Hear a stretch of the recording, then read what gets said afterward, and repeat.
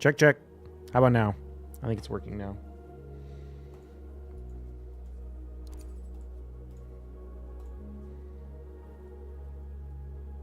I'm gonna have to re-record. Oh no.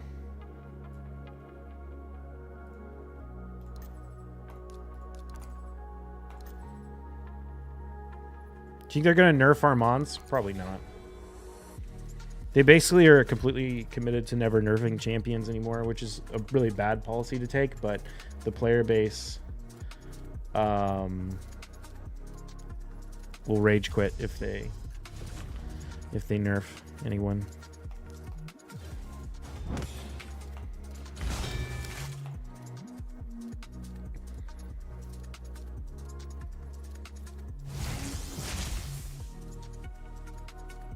They nerfed Emic. They nerfed Emic before he came out. That's different.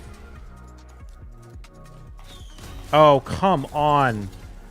Dude, why did I even hit him?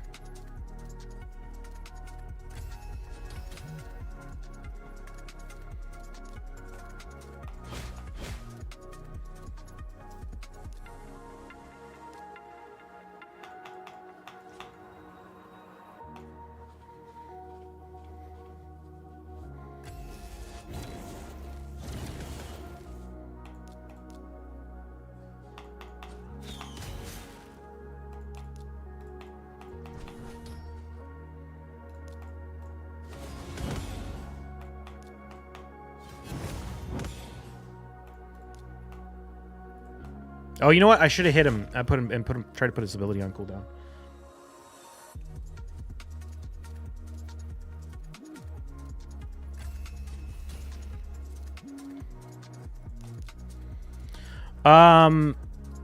What's the cooldown on his ability? It's 2 turns, right? Yeah, okay.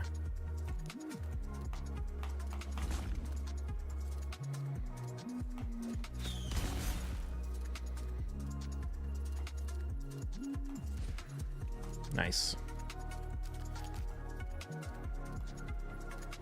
All right, I'm gonna have to go restart the recording since I was muted.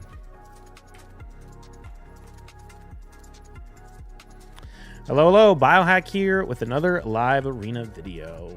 Everyone in chat is laughing because we just started recording and I did not have my mic turned on, so they couldn't hear me. So we did one battle already and we won, which was great. But now, what's the updates? Marius missions, making progress. Got through the Void Keep today, and now we need to do some live arena, and then we'll do some Spider, and then I'm going to get stuck on Hydra because I wasn't paying attention and I used all my keys.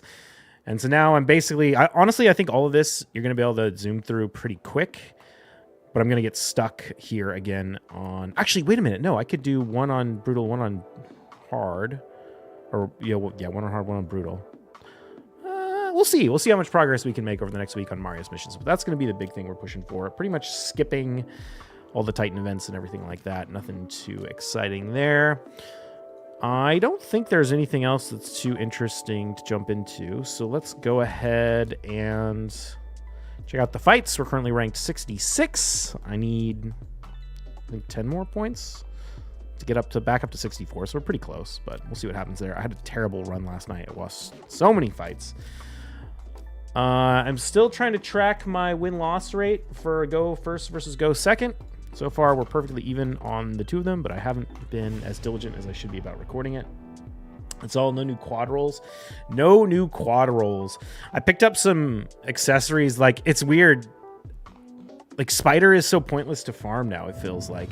I picked up, like, a 6-star legendary Bannerlord's banner that had a speed substat, and I was like, this would be super exciting to like try and roll if I didn't have protection, and now it's just like whatever. Kami, let me just check this player real quick. Oh, that's Okami. Is there a regular Kami? Yeah. Nithui Taurus, Wukong Duchess Sifi. I have it listed as a support Wukong, so.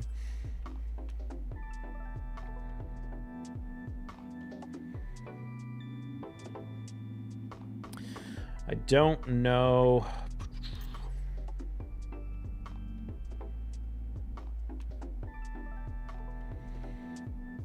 So we've got a Crixia.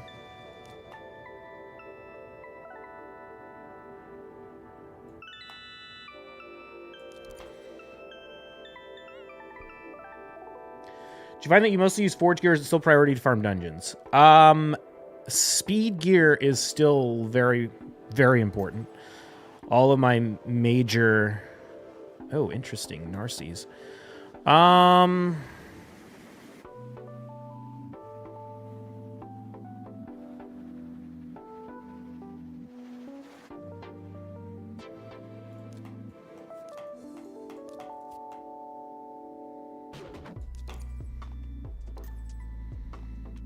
Interesting choice. I wonder if he'll win the speed race.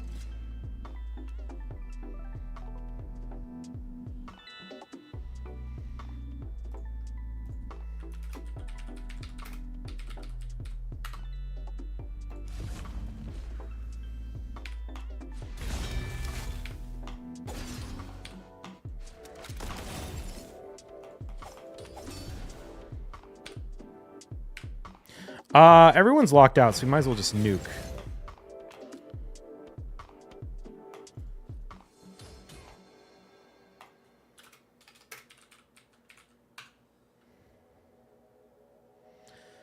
Crixia was in Stone Skin.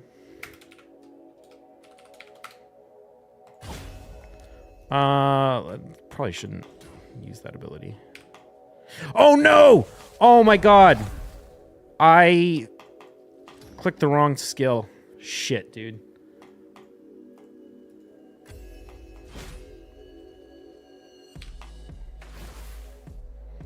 Okay. All right. That would have been really annoying if we lost that. Beautiful. If that Armand's was in Stone Skin, that would have been a little bit scary. The Kaja band was kind of sus.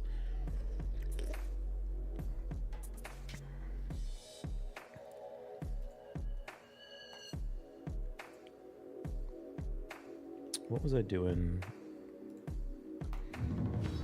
Let's see who this guy is.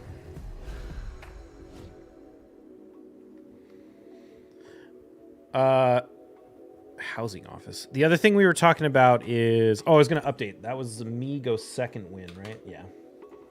So he had Armand's. The other gear... I do have some champions in Savage. I have PvP champions in Savage. I have PvP champions in Speed. Lots of them in Speed. And I have... Wish I could give you my Bannerlord's banner. I sent it to your Discord. I would be shocked if it's better than the banner I have. Did you? Oh, I don't see it in Discord. The Bannerlord's banner I have is a triple roll protection banner.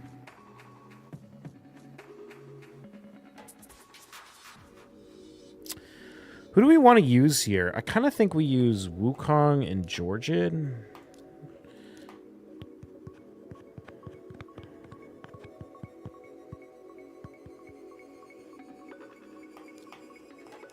Alternatively, we could go Rhodos and Georgian, or in Wukong.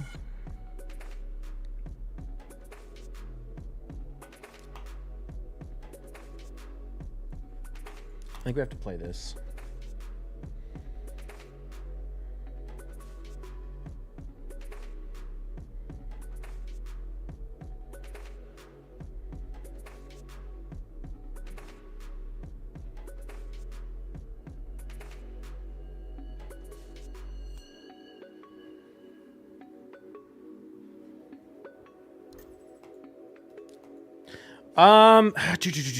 There's so many ways to play this.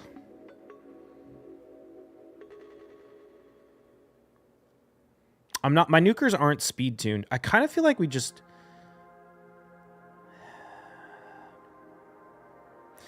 There's so much just play with respect to bans here. Let's just ban the Rhonda.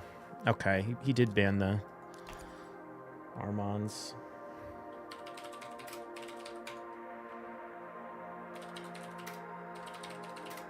Shuzen Duchess. What's her name? Shuzen Duchess and Mikage. This might... It depends on how fast he is. If I'm faster than his Duchess, I am. The Shizen cuts in, but that's fine. Everyone's in stone skin. The big problem is if Duchess goes before Rhodos.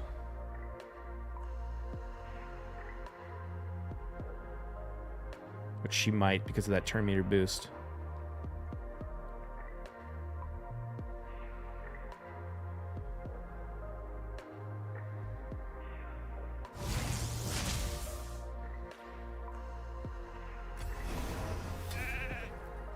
Okay, beautiful. Smack the shoes in.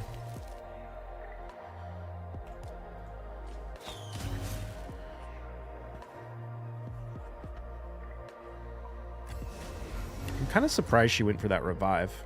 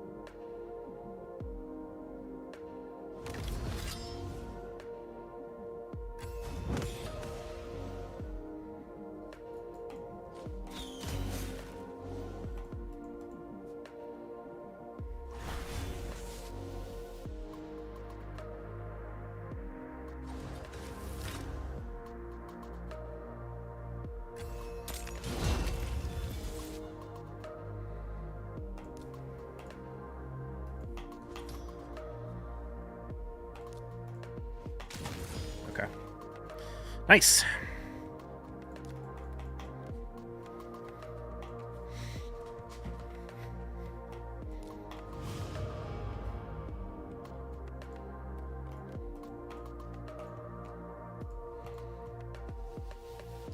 All right, well, that went pretty well. Let's make notes that that was in Stone Skin. I picked first in that fight, right? Yeah, I got Armons.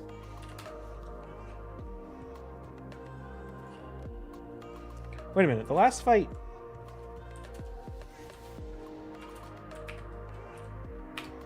Last fight was a go second win. I put it as a go second loss. Dude, I'm like... I don't really trust my bookkeeping on this. It's too hard to keep track of everything. Sifi, Yumiko, and Korra, Armons, Narcisse, Wukong. And the Narcisse is in Stone Skin.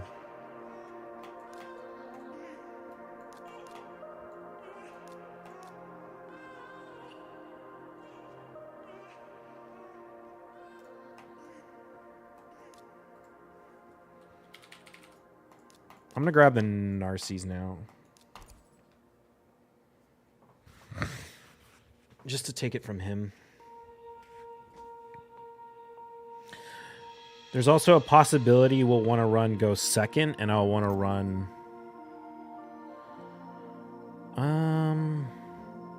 No, let's do this. Oh, shoot. I just realized...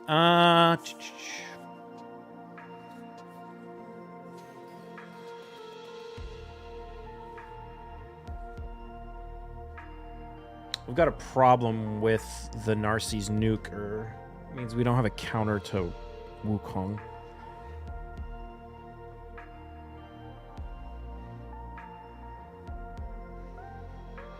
Let's see what he picks for other nuker in support. If he goes squishy enough, we could just try and kill him with Georgid. That might be the play I have to make.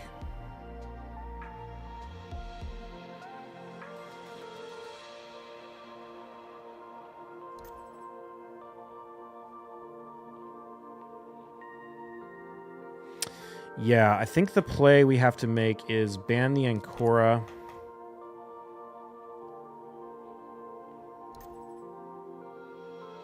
Well, that makes my life a lot easier.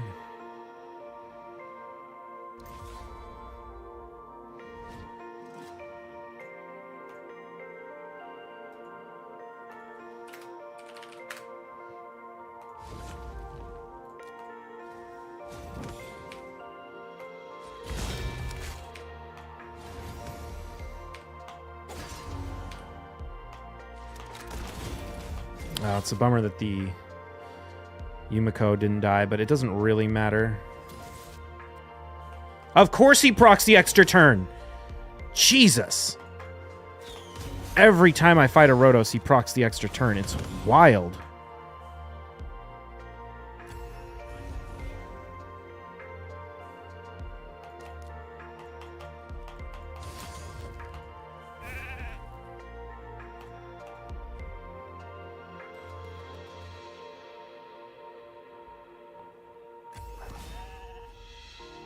God, it would have been so nice if we got the counterattack there.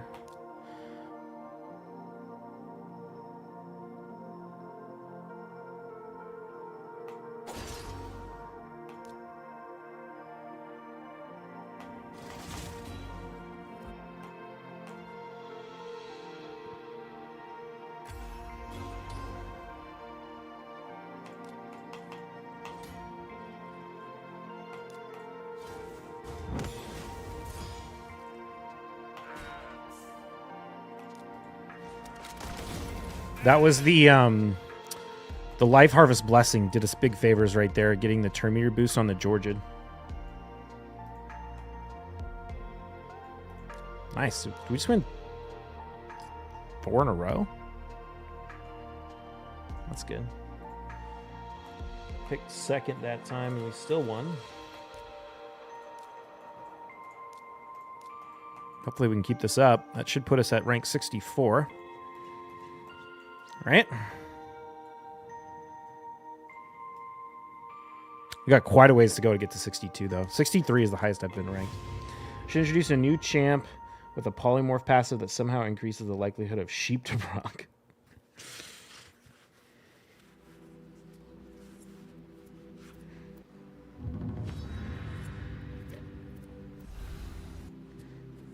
Poly sucks.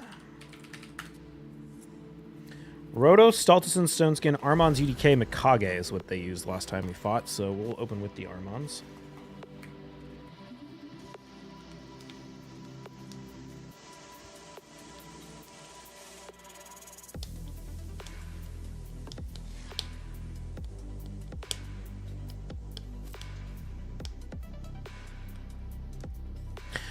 I'm really confused how my Arbiter went second in behind the Warlord in that last fight. I need to check and make sure I didn't like take a piece of gear off her or something.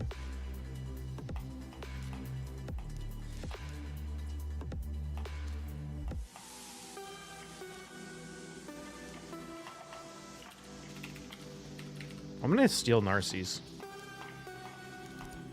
I don't want to deal with Ankora's 100% revive.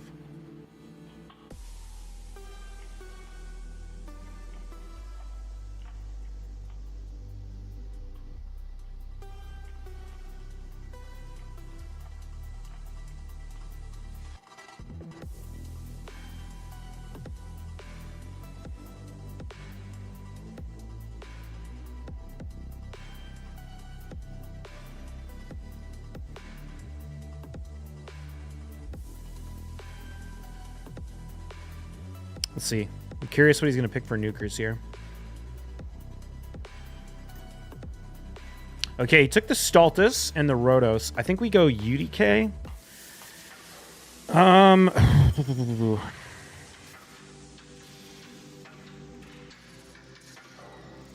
We want someone who can play well locked out.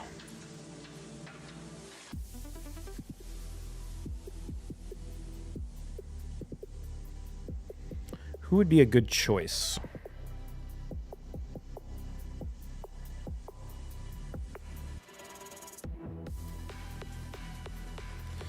I think we just go Wukong. No, wait, we're fighting Rotos. Let's just go Rhonda. I guess I could have gone Quintus, actually. He wouldn't have been the worst choice. Rhonda's good, though. She's got a solid A1. And I say we might not get locked out.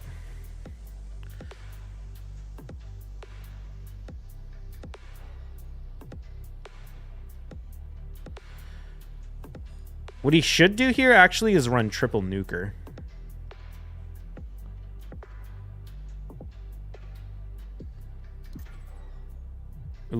Okay.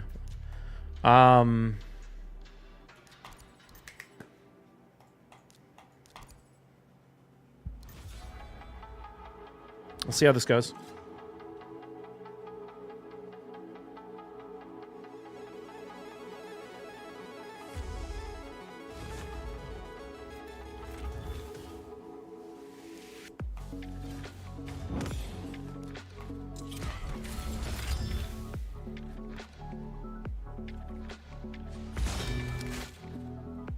Trying to get the hang of the live arena thing. I'm gonna hit gold soon with bans and all. Nice.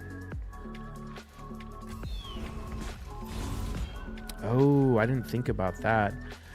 Well, we got kind of lucky here that we resisted the warlord.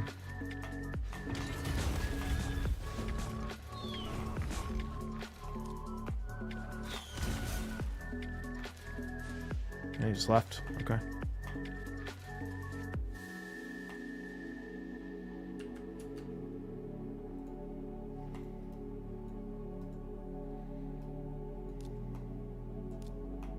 I didn't feel like he needed to leave that fight.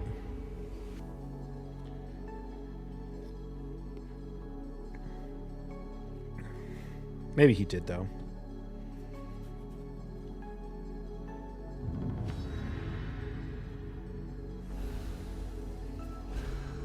Godflake.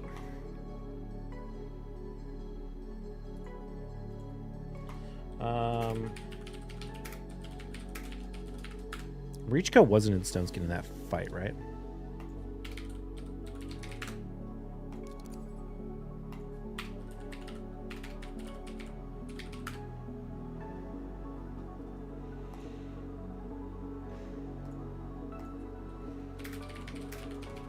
No, maybe it wasn't Stone Skin, actually.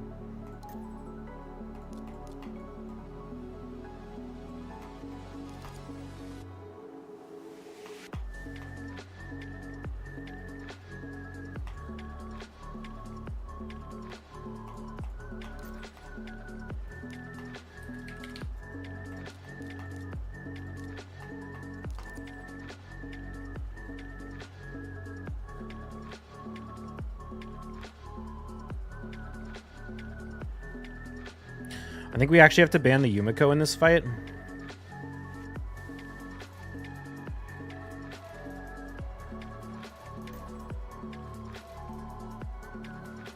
Georgia, that's a weird pick. Well,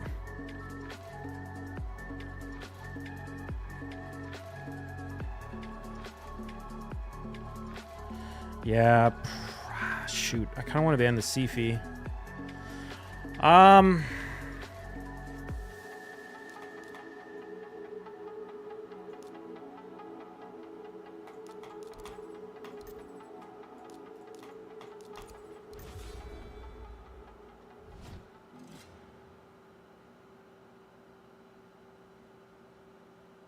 That was the wrong ban.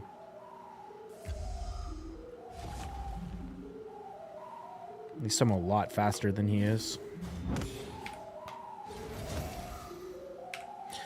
Can Rhonda kill everyone? That's the big question. Ah, she failed. She failed on the Georgian. That's a bummer.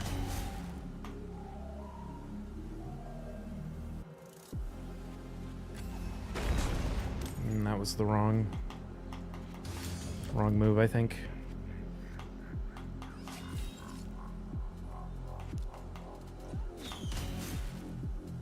Unless he can kill the Sifi with, or no, the yeah, I think we're actually gonna be okay. Do we I think. Yeah, I think we want to revive the Rhonda. Oh, the Yumiko reset. I totally forgot about the Yumiko reset. Damn it. Wait a minute. No. How did he get the Yumiko reset back? He must have... Did he proc refresh? He used Yumiko lockout before Taurus took a turn, right?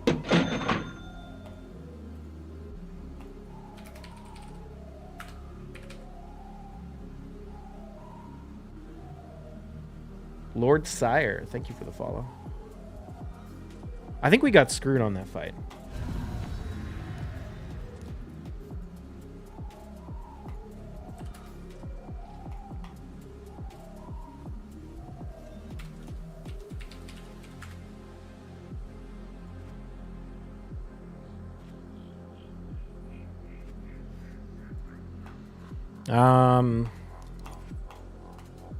Stone Skin Sheep aside, who's your favorite nuker?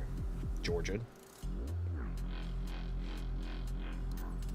Of the nukers I have, Georgian. Of the nukers I don't have, still maybe Georgian.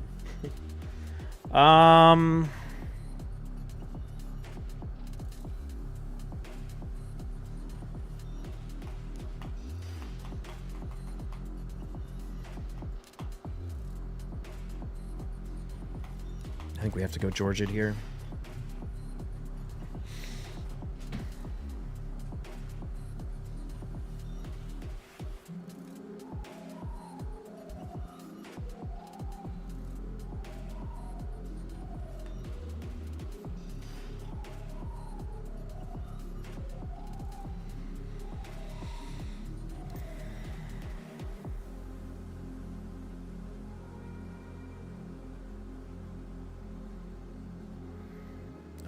Let's see. What play could I do?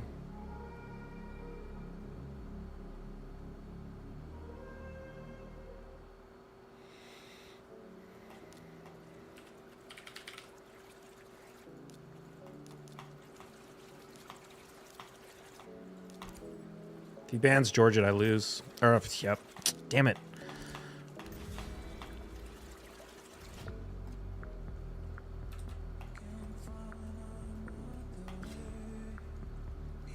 The thing is if he did that play and I banned Lazarius, he would lose.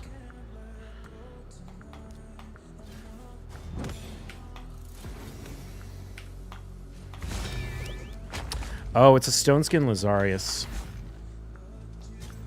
I didn't realize that. I had it in my notes as not Stone Skin. Do you have Harima? No, I don't have Harima.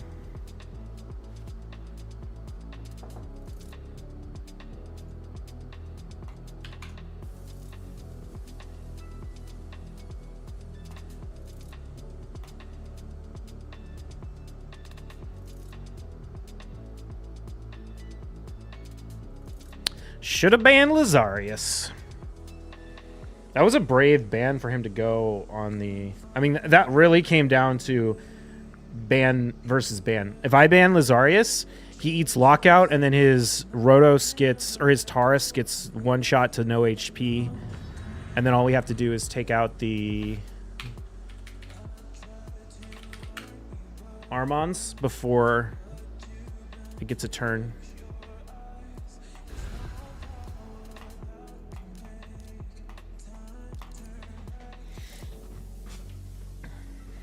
So this one's more annoying because I have to commit to banning the Armon so we can't counter him with the surprise.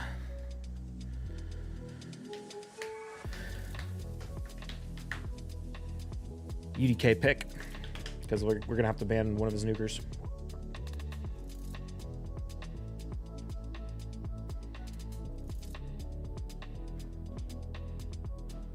This might be like almost an impossible fight to win.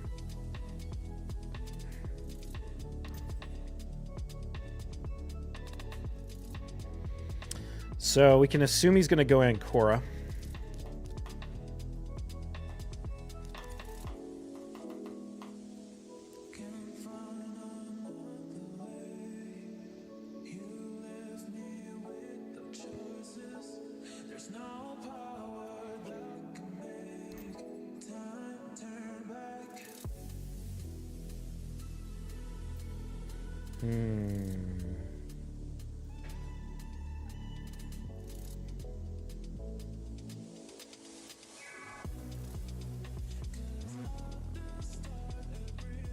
What play do I have?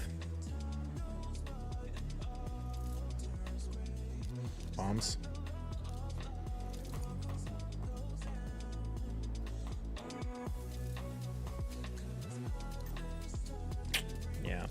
Smart ban.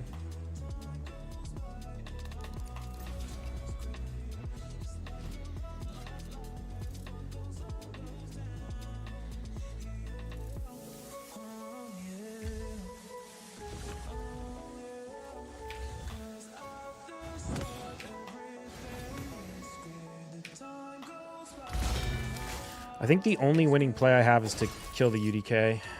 Yeah, I can't do it.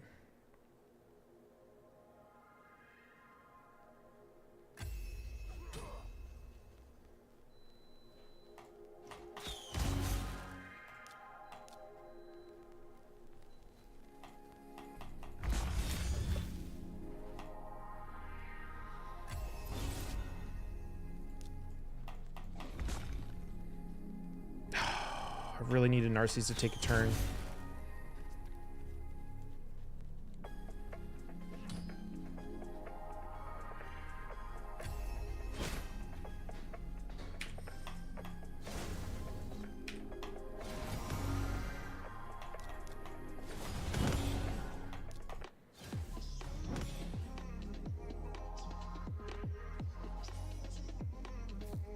Oh, come on.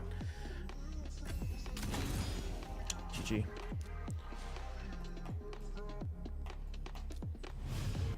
Even though we didn't ban Armons, that was still an Armons lost me the fight. Because I needed to ban UDK, Armons, and Crixia.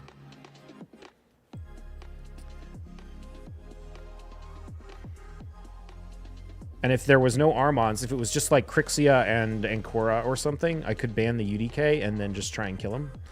But yeah, that was also, that's another one where it just comes down to bans, right? Like if I ban UDK and he bans Warlord, no. Yeah. If I ban UDK and he bans Warlord, then he wins. Because in that scenario, either Crixia or then Armons gets, either Crixia or Armons gets to take a turn.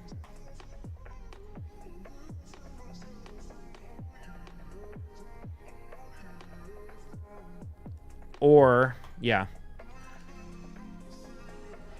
Either Crixia or Armons takes a turn. If I ban the Crixia and he bans the Warlord, then I lock him out.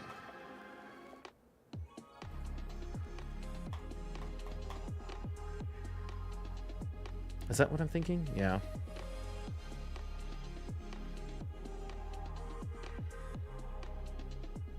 No, if I ban the Crixia and he bans the Warlord, I lose. Because I can't take out the Armons and the Crixia. Although I did have the bombs. Maybe I should have banned the UDK. Yeah, I guess I should have banned the UDK there.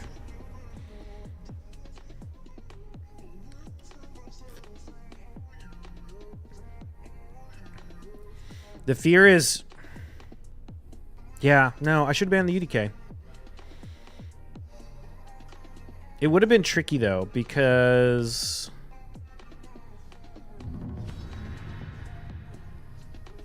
Yeah. I don't know. No, I think that would work. We would eat a lockout.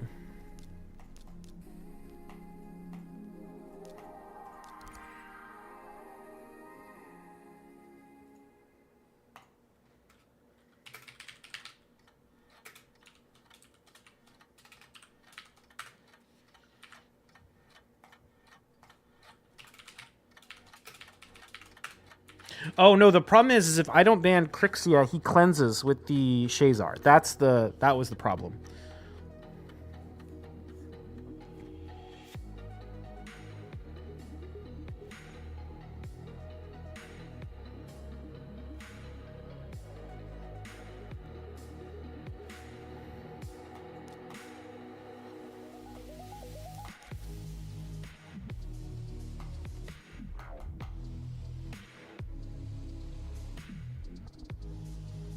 There's no winning play here. I need to...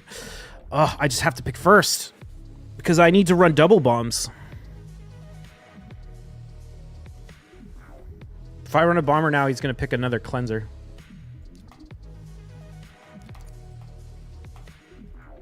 Actually, no. We could run double bombs and we could explode the bombs before, before the cleanser takes a turn.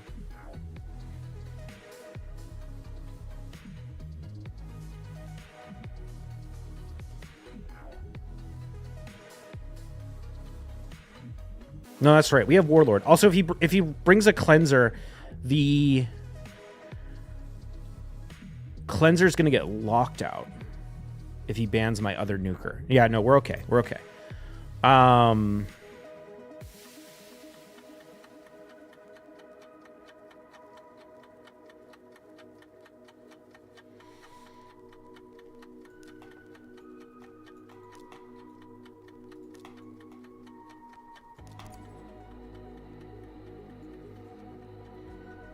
Is your Nishak built? Yeah. We could have run Nishak here, but I don't think we need to.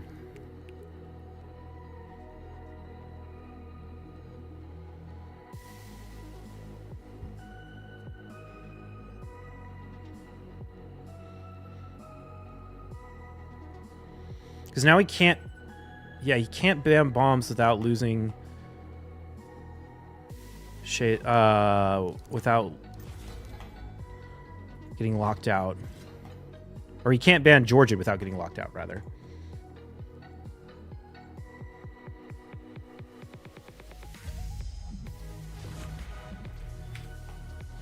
The question is his Ancora built...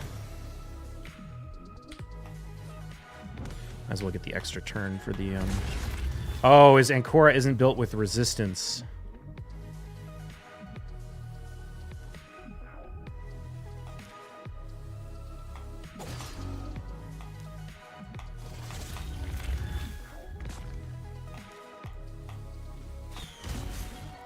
Nice. Shazar coming in hot. Oh, he's a monster.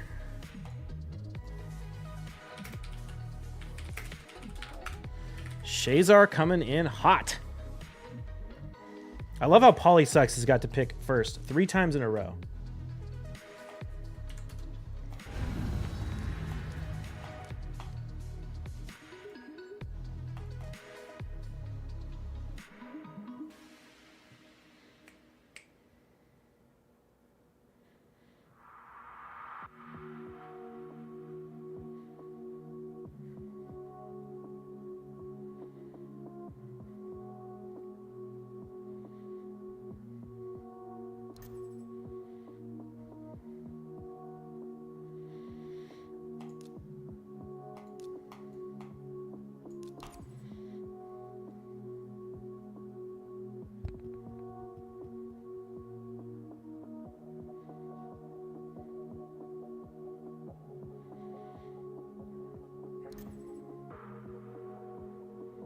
Marichka, that's a good play.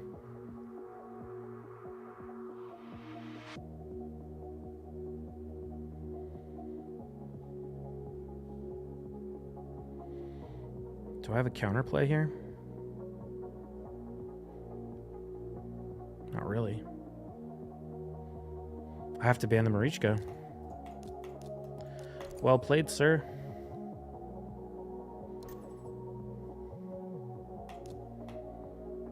Oh, shoot. I should have picked the Shazar. Oh, well. It's like 2 speed. Now we need the Shazar to really land the bombs on everyone this time.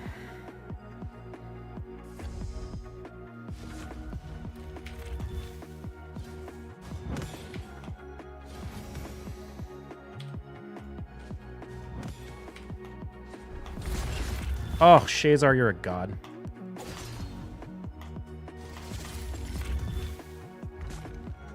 Oh, shit. I just realized. No. I just realized we might not have enough damage. Okay, good. We do. Oh, damn. Those things hit pretty hard. They hit for 54k each. Oh, because I landed the weaken. Nice. Dude, Shazar coming in hot. See, people are like, oh, you're never going to land bombs on a Crixia with only 500 accuracy. Brr. And I'm like, well, I can only build 500 accuracy, and otherwise it's not going to work. And that's what I'm talking about right there. People build their Crixias with 500 resistance because that is the cutoff for her passive in the second form, right? The speed passive cuts off at 500. So you want to build Crixia with like 500 resistance and then as much accuracy as you can get on top of it. And so Shazar is still able to land bombs even with only 500 accuracy. I mean, obviously I'd love to have more than that, but that's not really practical. So he still landed the bombs on the Crixia. Not that it mattered because the Georgian killed the Crixia, but I hit the Rotos with the A1 from the Georgian because I was concerned about the 2-turn duration of the bombs on the Georgian. Rotos, not that it really would have mattered because I guess he would have killed someone and then procced the extra turn and immediately died. So I was probably dumb. I probably should have definitely hit the Narcies, since a Narcies is very likely has enough HP to survive the bombs anyway. But we did enough damage with our supports to actually get the kill. So that was beautiful. We did really well today. We got 1, 2, 3, 4, 5, 6, 7 wins. Not too shabby. Not too shabby. Shazar, man.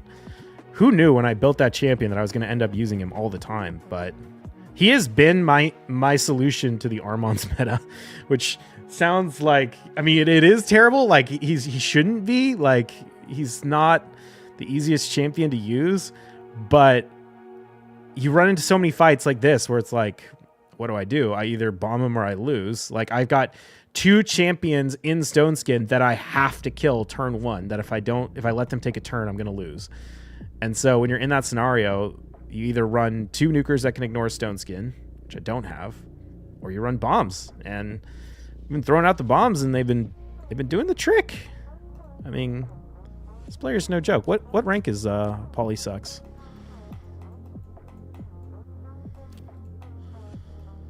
Uh, 34. Not too bad. What's your Shazar build? Yeah, let's show the Shazar build before we end the recording, since I'll probably put it in the title. And use them all the time against Pythion. Use Shazar against Pythion. That seems counterintuitive. That wouldn't work on my Pythion. My Pythion would just resist his bombs and then cleanse everyone. Shazar build.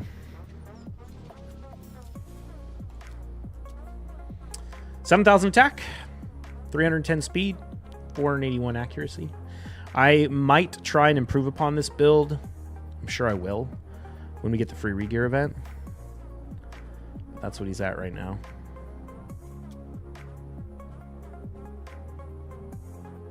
But all right, I'm gonna do a gear cleanse real quick, but we won't do that on the video. I'm gonna do it on the live stream.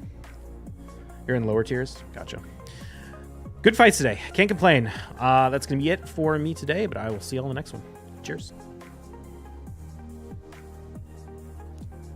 All right, don't worry. We're still here. Just ending the recording. I'm going to do some more live arena before we go play BDO, I think. Our usually go our bias Nishak. Our bias increase accuracy is so good. Yeah, that would be nice. I might build Marius faster than Shazar too. The thing is that Marius also kind of counters polymorph. Well, no, maybe he doesn't. He just strips it.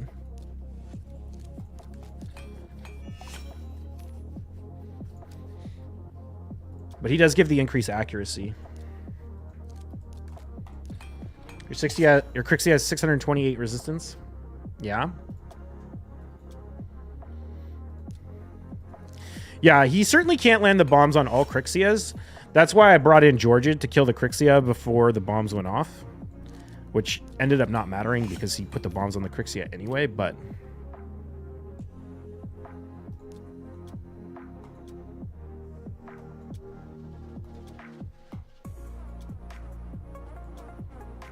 in hindsight, I maybe should have A3'd the... I should have let the Crixia die to the bombs, and I should have A3'd the Narcies with the Rotos. Or with the Georgian. Why are you doing the level 10 upgrades? You use airplane mode trick. Basically, you take the gear up to level 10, and then when you're leveling other gear, like when I'm leveling my other gear to plus 15, you can, well, yeah, you can use the airplane mode trick to make your gear upgrading cheaper. You can Google it. It's kind of hard to explain. But the short answer is, like, you can basically figure out when your item is going to go up, and then you can do dummy upgrades on cheap stuff before you do your expensive upgrades. This could be an interesting piece, I guess.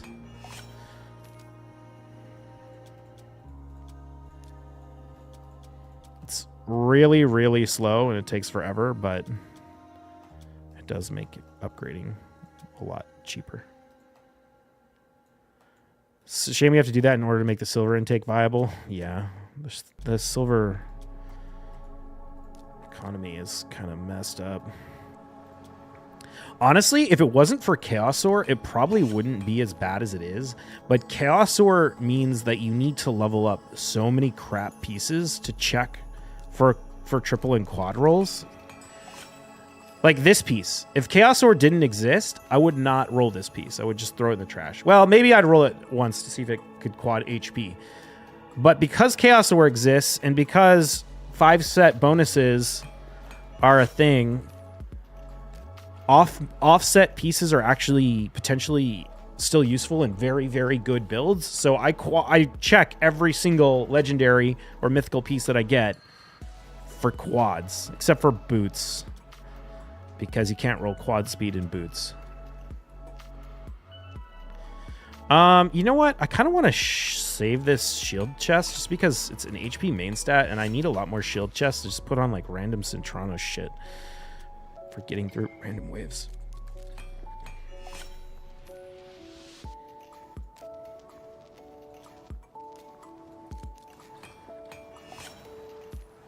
I had to run a whole bunch of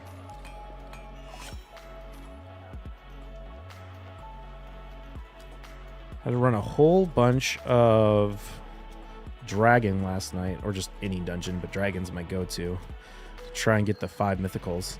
And I also put in a bunch of energy into Spider before realizing that it said artifact, and the accessories from Spider don't count as artifact. I don't know why I rolled this, so I'm not going to roll a 5-star. The accessories don't count, so like the 2 mythical accessories I got from Spider didn't count for my Armand's mission. I don't know why I'm rolling this either. This isn't really... I guess it could quint. Are you sure it's mythical? It's a mythical piece. I don't know how to play the game without my spreadsheet. Am I sure it's a mythical piece? Am I sure what is a mythical piece?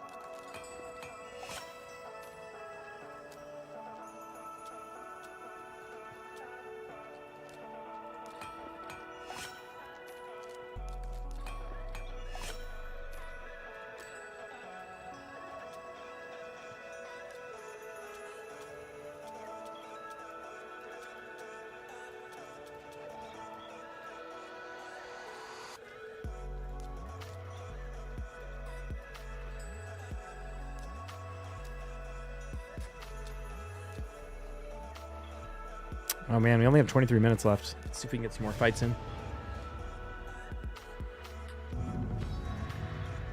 It's a joke on some people who can't seem to play the game without using a third party to do everything.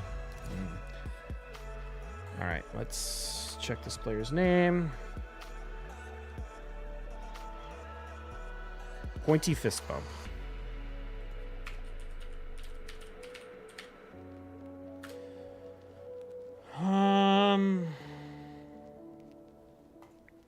So this player tries to beat me in the speed race. He has a Wukong and a Rhodos and Stone Skin.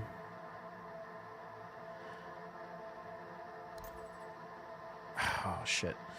I really wanted to...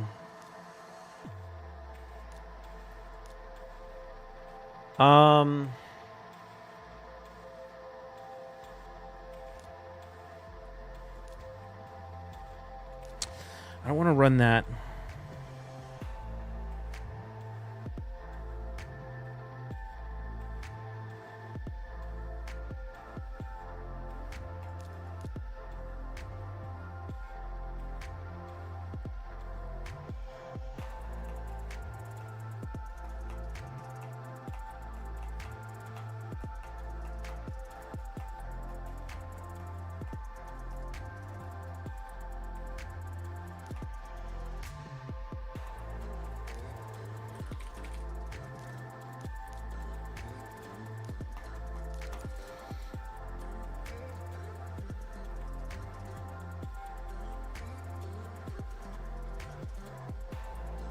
I want to bait him into picking Rhodos.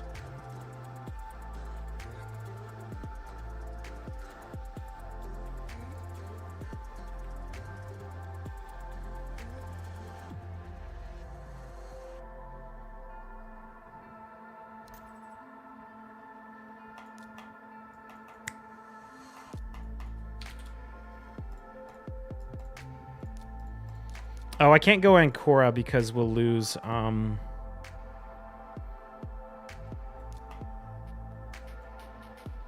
because I need a nuker.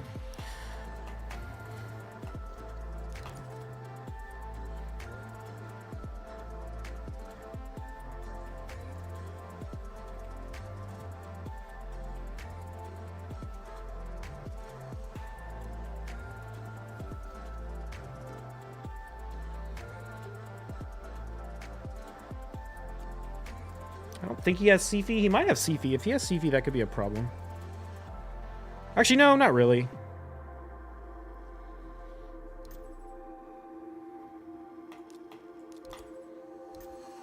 Oh. Make sure we go with the Armons. His Lissandra is really fast, but it's not faster than Kaja. Nobody's faster than Kaja. I didn't check his blessings. Hopefully he doesn't have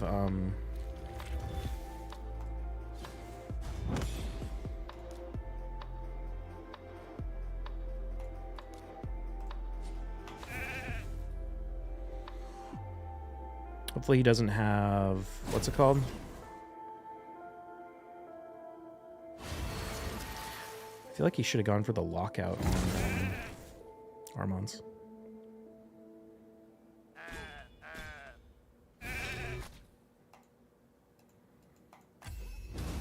That's unfortunate.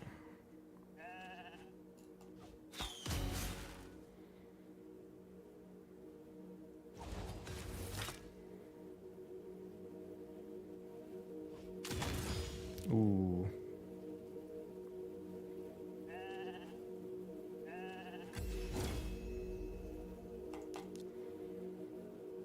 Let's see if we can push the shoes end back so we can get the... I think she only has her A1s. I don't think it matters, but...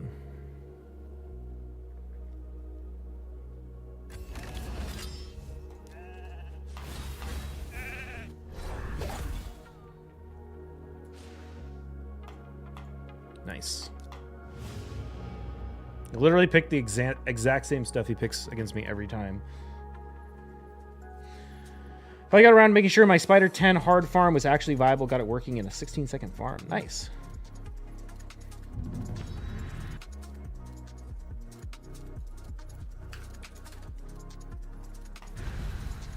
Dude, this has like been one of the most successful live arena days we've ever had.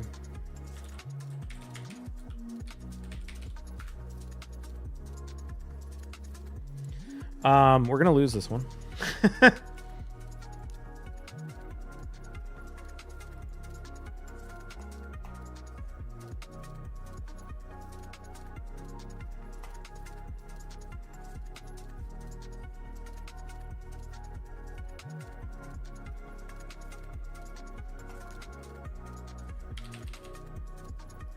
God, I really...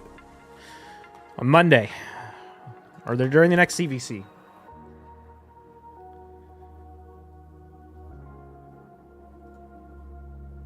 If you got time, I want to show you my luck with Kaja Banner. You got it in your Discord DM.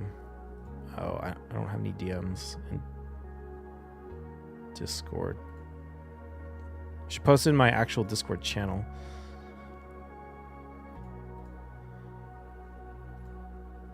Oh, wait, here we go. Okay. Yeah, that's pretty good. It's not as good as mine, but it's pretty good. Quad, speed, HP percent. I like it.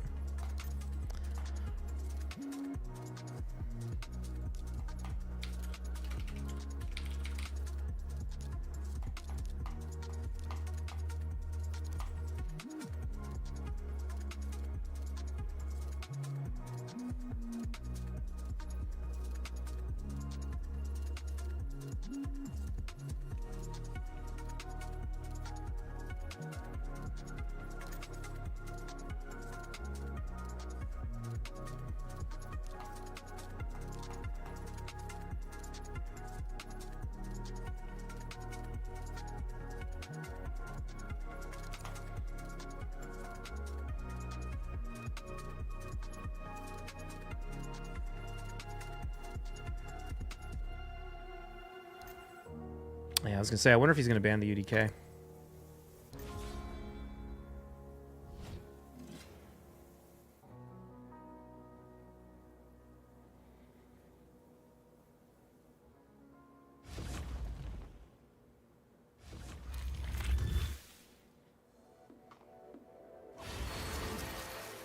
You know what? In hindsight, I think I should have banned the Crixia instead of the Armands.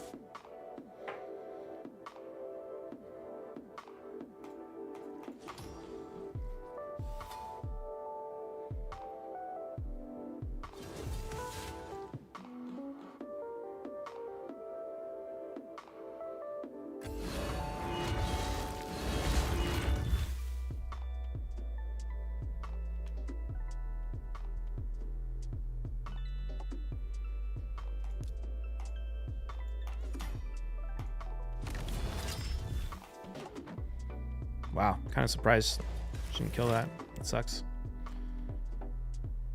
Didn't he just use that ability? Isn't it on cooldown? It's kind of weird. Well played. Yeah, we lost that when we picked second. No way I can beat that kind of team picking second.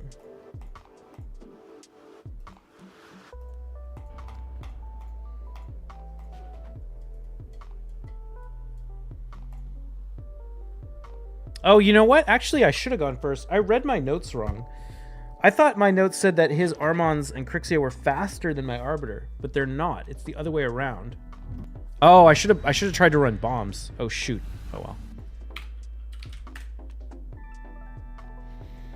Yeah, I totally read my notes wrong.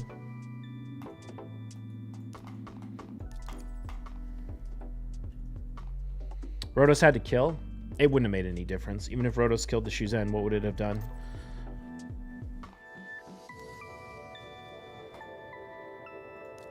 I needed to resist the Crixia strip. Oh wait, I know I did resist the Crixia strip. What's this guy run? Ancora and Narses. Oh, I don't know. I don't know who the other nuker I have for him is.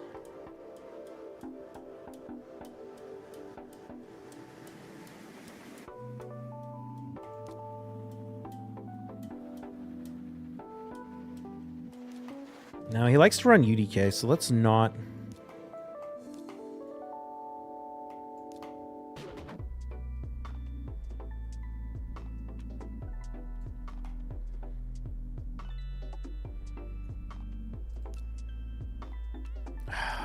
Okay, I guess I'll commit to Georgian.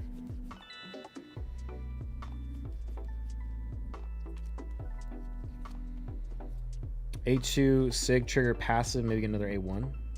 How would that help? I can't. He gets an unkillable with his passive.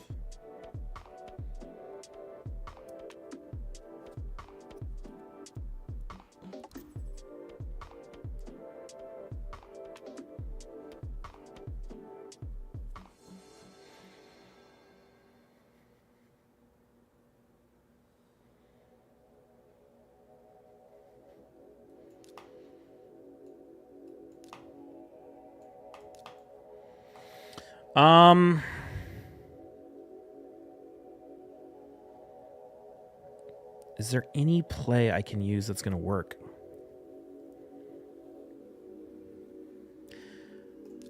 We could do Shazar. Yeah, I think I have to do this. If he picks a cleanser, I'm probably screwed.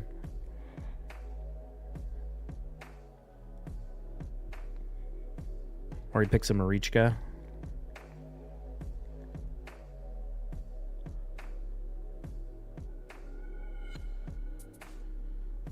Well, maybe his Ancora isn't built high resist. We could also kill the Ancora with Georgia before he takes a turn. But his Lazarius... Oh, okay.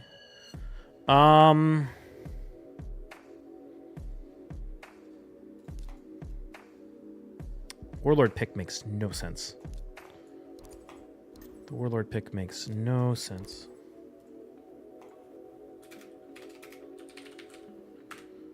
Warlord's completely useless. Why would he do that?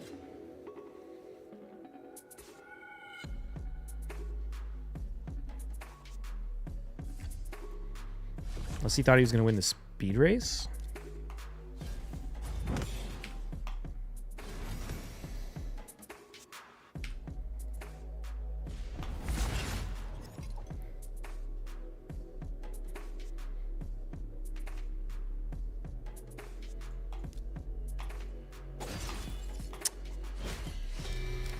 Okay, that's unfortunate. The Sifi is going to survive the bombs.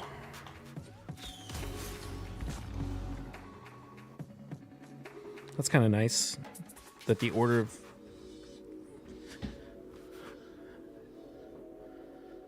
Yeah, because she's speed tuned, so it doesn't matter if she survives the bombs because... Or it doesn't matter that the bombs are coming on the next turn because the nukers are going to die afterwards. Yeah, but we didn't hit the Narcisse hard enough. Oh, but we survived it. Nope. That's not what you want to do, buddy. People always forget about that. I need to push the Narcisse back so we can try and get the nukers to go first.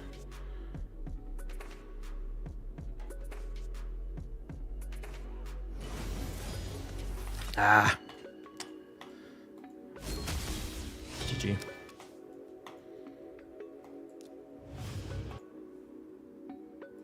It's so funny to me when people do that.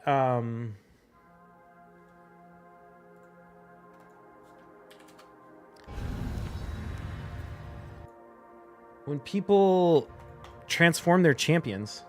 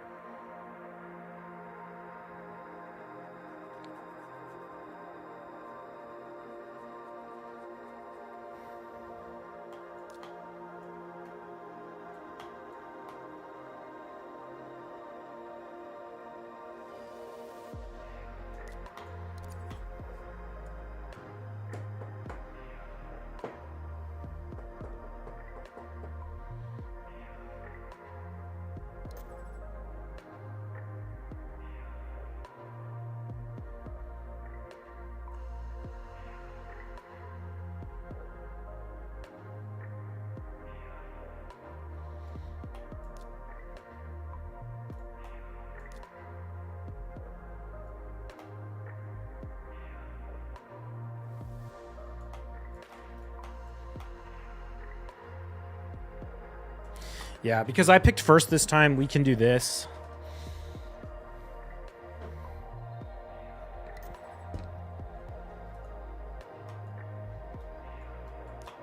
Who do I want to ban? I think I want to ban Narcisse.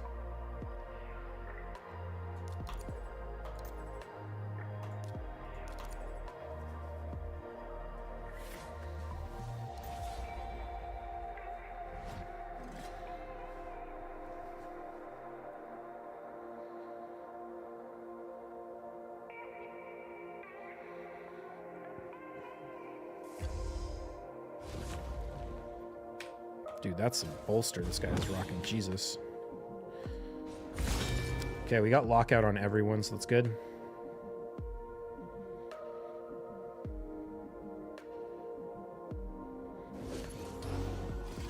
Jesus. Nuking Cardial. Hopefully he doesn't drag the Cardial in with the A1.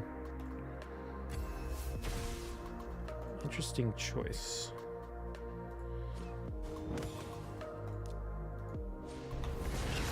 Ooh, we landed the bombs on the Ancora. Beautiful.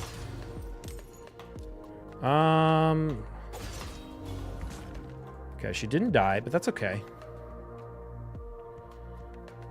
We should have another turn to whack at her. Oh, shoot.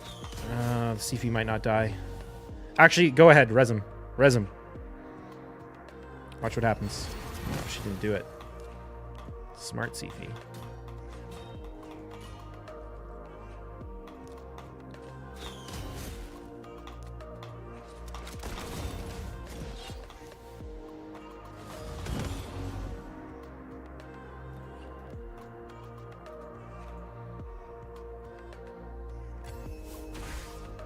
Oh, she's locked out. That's why. I'm a dum-dum. Well, actually, no. The Ancora resets one of her cooldowns. Oh, he reset her. Yeah, he reset the wrong cooldown.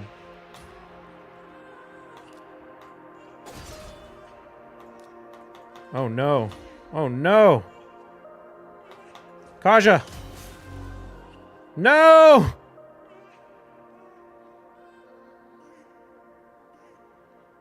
No! Feels bad, man.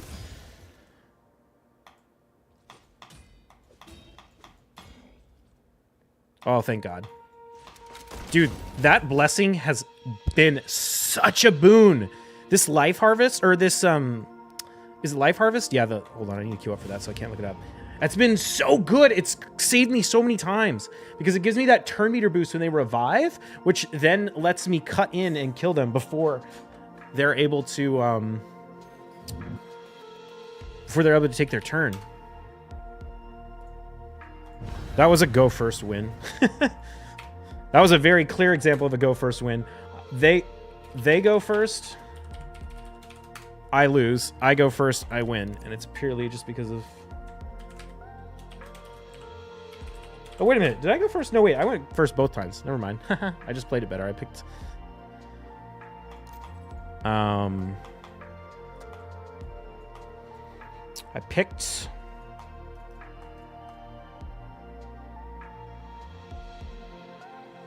Warlord. So lock him out.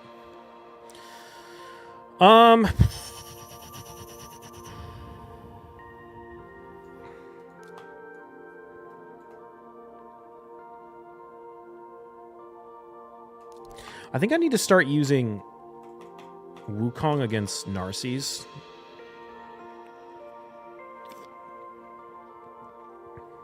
I don't know. This might be the wrong play.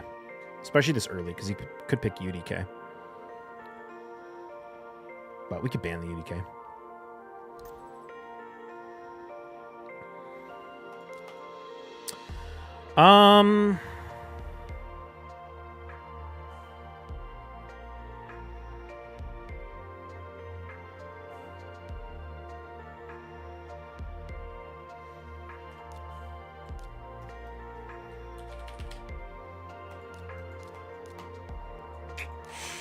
This is a tough one.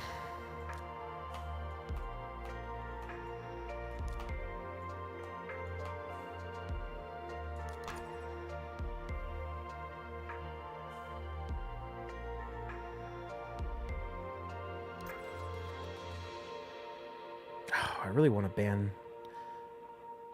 the Narcies. The Alaz. No, we can ban the Alaz. Or we can ban the Narcies. We'll just have to polymorph the Alaz with Wukong.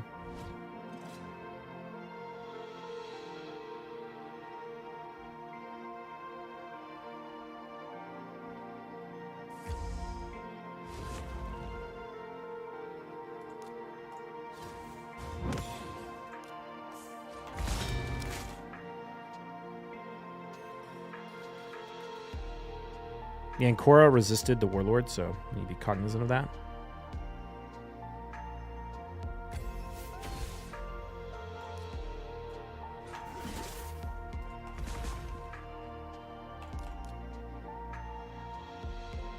Shoot. Why didn't he get polymorphed? Did he resist? Oh, he must have resisted. That sucks. I needed him to get polymorphed right there.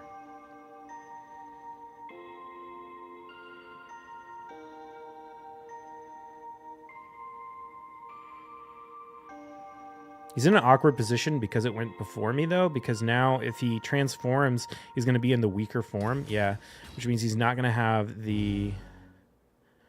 I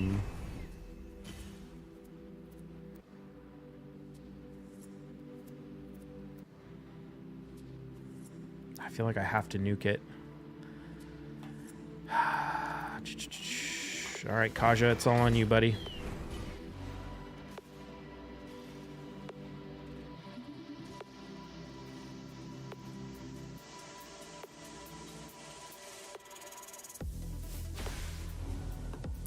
No, wait, he's gonna wake him up. Oh, wait a minute. And Korra is not going to revive with 100% turn meter. What am I saying? I can just smack him back down.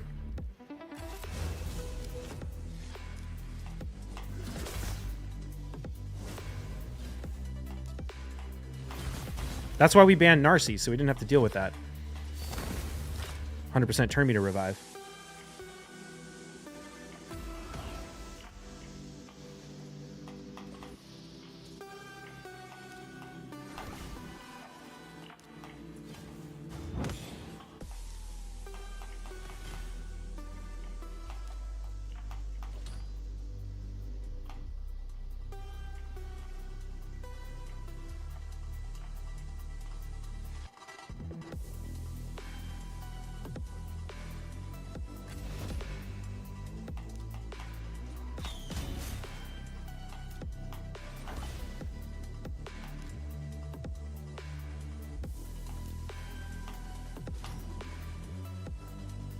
Oh, I wish I had my...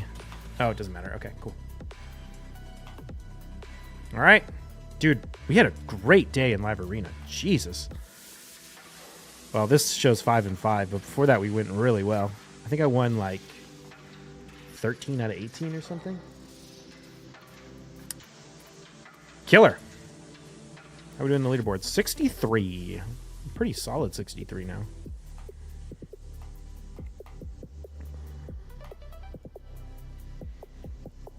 Well, I shouldn't say that. We're only 8 points ahead of 64. This is where we need to push. It's like 70 points to get to 58. Oh, maybe we can pass cruising. 58.70.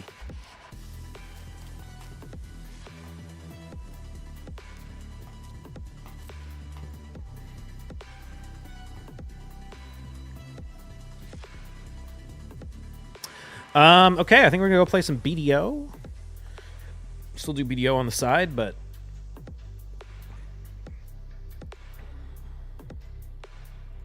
let me go set all that up.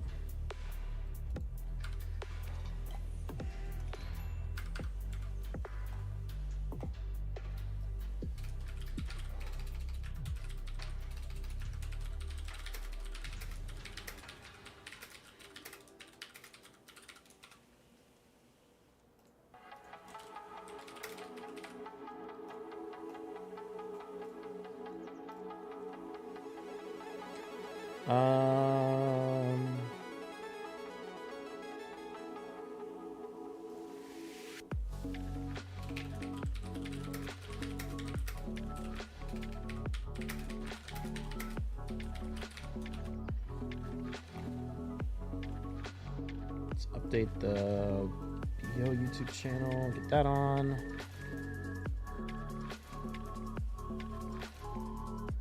Cool. Dual stream. Just gonna pick it up. That's weird. There we go. Let's drop some of these in Velia.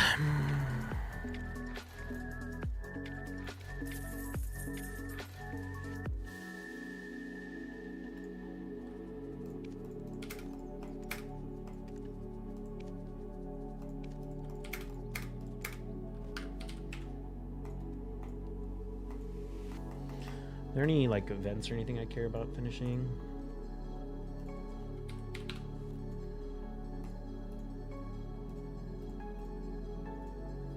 How many Lego books do I have? Oh, I have 35 Lego books. Oh wow, I didn't realize I had that many. Shit. Oh man, maybe I need to build Rathalos for Hydra now. I'm trying to make a more auto-friendly Nightmare Hydra team, which means probably retiring my Quintus because he's too manual. I'm tired of playing like 3 hours of Hydra. I got my brutal and hard into a good spot, but Nightmare is still like really underperforms if I don't play it on manual. Okay. I need to go to Pit of Undying. Actually, you know what? Let me go collect my...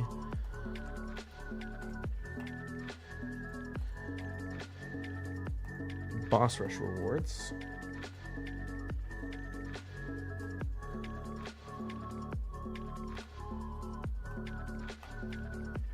What's up, Nathan? What's up, Bye? How are you? I'm doing well, man. We just switched over to the hybrid stream, but we had a great run in Live Arena today. I gained like 30 plus points, which means we won like 5 more than we lost out of like 20, 15, 20, something like that. So it's a good run.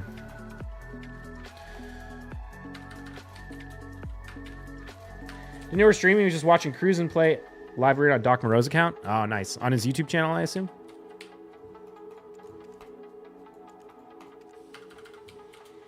I think Cruisin's my new personal goal. To pass his not Doc Moreau, his main account. His main account is like 100 points higher than mine in terms of rating.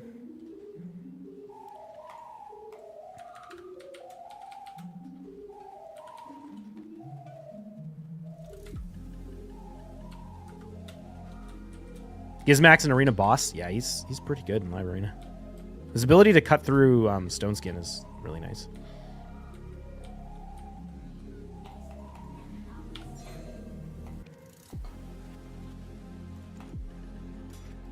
Very polymorph susceptible, though.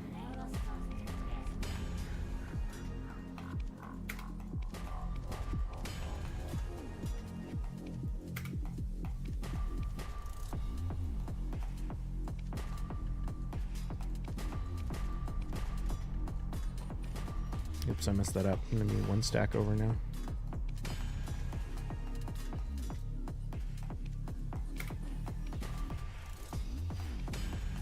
His HP burn is strong, plus a second form, ignore block damage is a good counter to Siegfried. Oh, I didn't even think about that.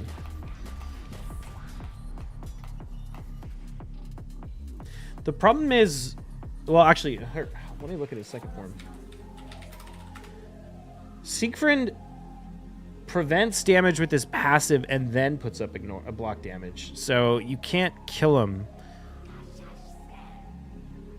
on the first kill unless you ignore the passives with like Narcies or something.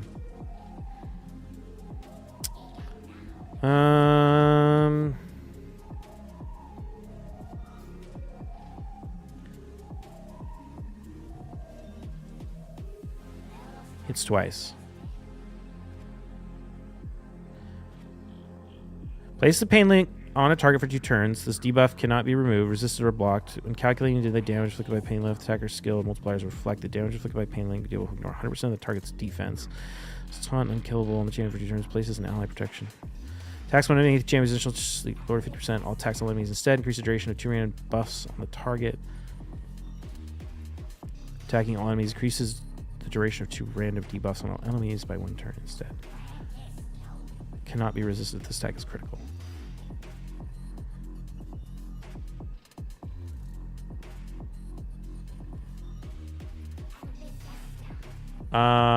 You said in his second form?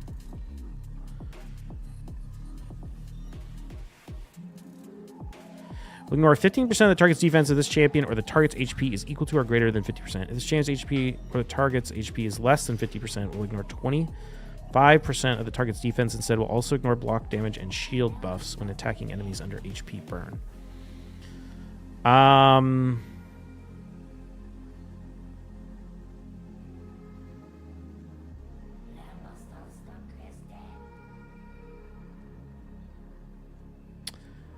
What's up, JKL dog?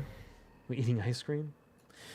Maybe what he's doing is not hitting twice. Gizmack has this grants an extra turn if it kills an enemy. So it could be that he's nuking the enemy team, granting an extra turn, and then cutting through the block damage with his passive. All of his abilities ignore block damage if the enemy is under HP burn. So he puts up HP burn with his passive on his first turn. He swaps to his second form. He nukes the enemy team. And then as long as he kills anyone on the enemy team, then he can kill the Siegfried through the Siegfried passive. I could see that working. But he has to kill someone else on the team. Seeing Gizmack take 3 turns in a row, that mythical is cracked. 3 turns in a row. How would he do that? Refresh accessory? I think the only way he could do that is if he got a refresh accessory. Like Georgia. Georgia gets refresh accessories, goes A3, refresh, A3 again, and then A2, which is fun.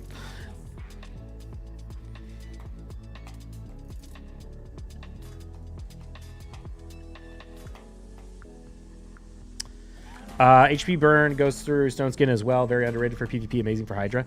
Yeah, I mean, the thing is you need like HP burn activators to actually do anything with the HP burn going through the Stone Skin. But yeah, it's good. Part of me thinks like I should build Sulfurion as like a super fast burner plus what's it called? Turn meter booster plus revive. He more often than not didn't get polymorph in Live Arena. Yeah, I mean, polymorph is really annoying, but it's also a little overrated.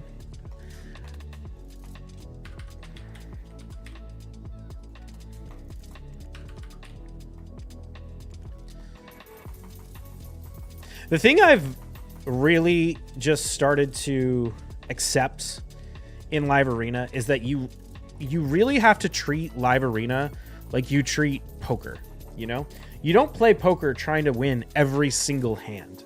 Your goal is to win more hands than you lose. It's not to win every single hand.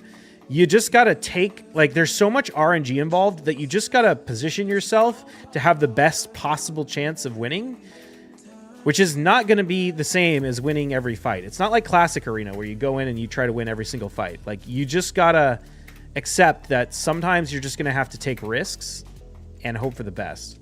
And it's all about just trying to balance it in your favor.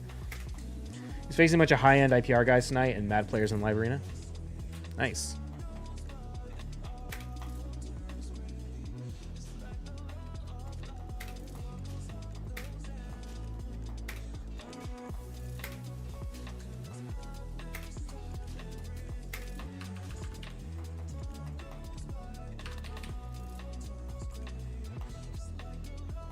Is Reblath totally dead now with the Blackstone changes? Kinda. I mean, Militia just devours for more. So it makes sense to do that instead. It's really annoying. I hope they will fix Reblath because it's a lot more obnoxious to use Militia than Reblath since the vendor is further away and can't cleanse. But Armand's Galathier, Crixia, Sifi, Siegfried, just pick these 5 and you're fine. Yeah. I think the one way they can fix polymorphs is to get rid of it as a blessing instead of taking out of the game completely, turn it into a gear set. I mean,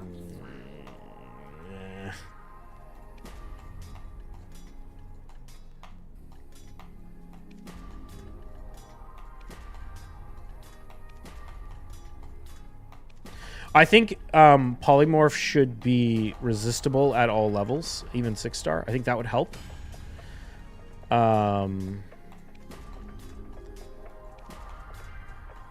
I do think polymorph needs to exist, otherwise debuffs are way too strong.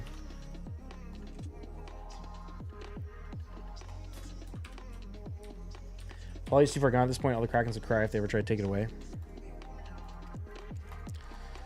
A lot of people would, for sure.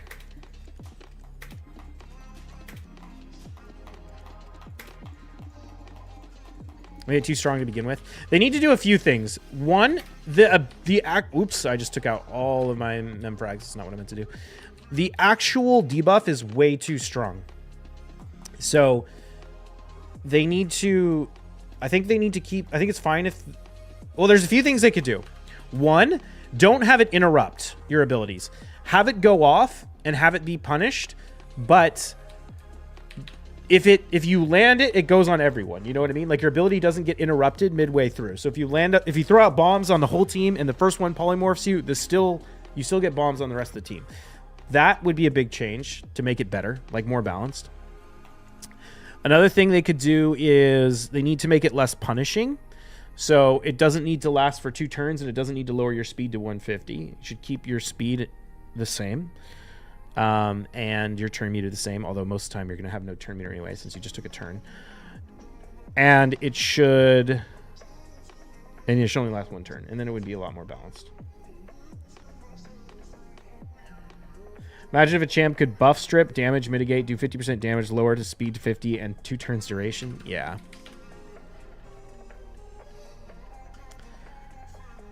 That's the problem, is it's just too strong of a debuff. Especially when it lands on, like, your nukers or something. Like, it's one thing if it lands on a support, like Crixia. It's like, okay, you know, fine. But when you use it on, like, when it lands on, like, your Taurus or your Harima or your Stultus or whatever, and you basically instant lost the fight because your nukers are never going to be able to get a turn, that's extremely egregious.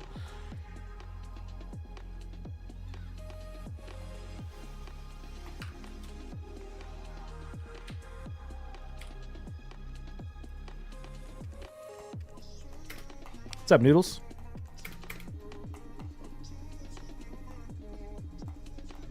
Do you see where they are going to nerf Iron Twins and Shogun? Yeah, I did see that. I mean, I feel like at this point in the game, like,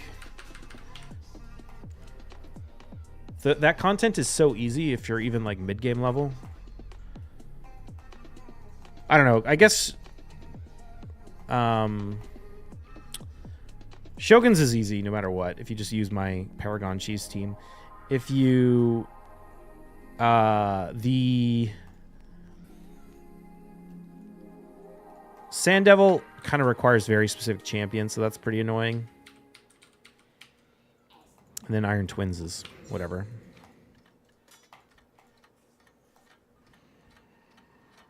Poly isn't an issue for me with seeing how strong it is. Kron for Pen Devil or stick to just hammers? Definitely hammers. Hammers are way better. How's the hammer market? I haven't looked today. Are they still going up? Yeah, there's a little bit more than yesterday.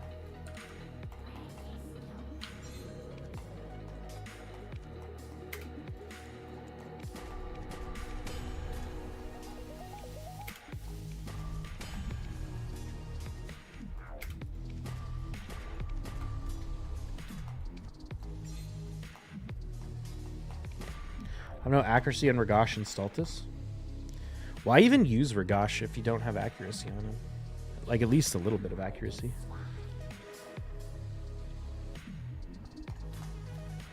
I haven't used Ragash in a fight in so long. I never even think to use him anymore.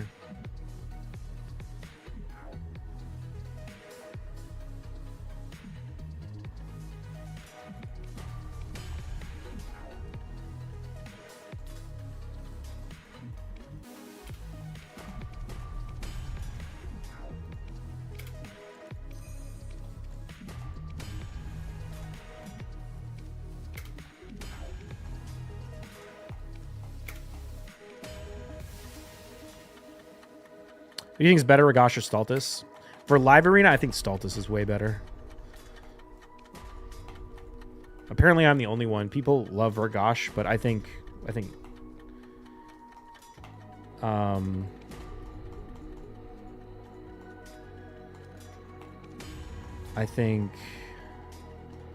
Stultus is way better.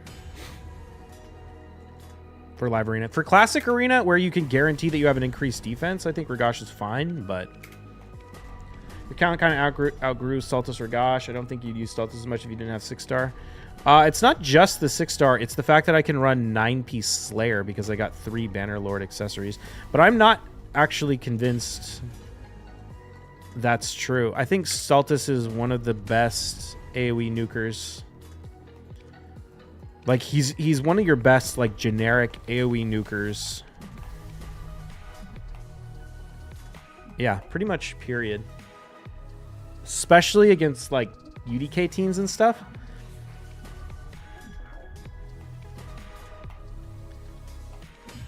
He can hit hard. He hits hard, but he also can survive. He's, like... Especially a lot of times it's not like you need to survive. Like, yeah, sure, he's not going to survive a Taurus nuke with like everything on them. But a lot of times that's not what you need to survive. You need to survive A1s, for example. Like, suppose I'm running against a Taurus Marichka team and they ban my lockout, right? Or they don't ban my lockout. They ban something else. So then I have a lockout. If I'm running a Trenda or, you know, a squishy champion or something, the nuker's just going to die to the Taurus and Marichka coming in with A1s. But Stultus is sitting there. He just gave himself a fat increased defense. He's sitting there with 70,000 health and, you know, 7,000 defense. He's not going to die to A1s like a, you know, a squishy nuker would. So I honestly think he's one of the best, like, generic AoE nukers for Live Arena. And you can bring him into any team and you don't need to have any sort of like increased attack or increased defense. Like, that makes a huge difference. If I'm using Stultus actually more than ever because I'm running a lot of Armon's Kaja Warlord. When I pick first and I get Armon's and then I pick Kaja next, and then it's very clear to me that they're not going to go with a go first team and I know I'm going to go first no matter what, I can end up just picking Warlord, running Kaja Warlord, Armon's, but there's a possibility that they ban the Kaja. So I need nukers who aren't going to die super easily, right? Because if they ban the Kaja, then that means they're getting locked out and they're getting Armon's. So I need a champion that's not going to die to, you know, a stone skin nuker that A1's it. So Stultus is the perfect go-to for that. And there's no increased defense or increased attack in that whole squad. So the fact that he can self-buff his damage is huge. I really think Stultus is significantly better than Ragash and significantly underrated.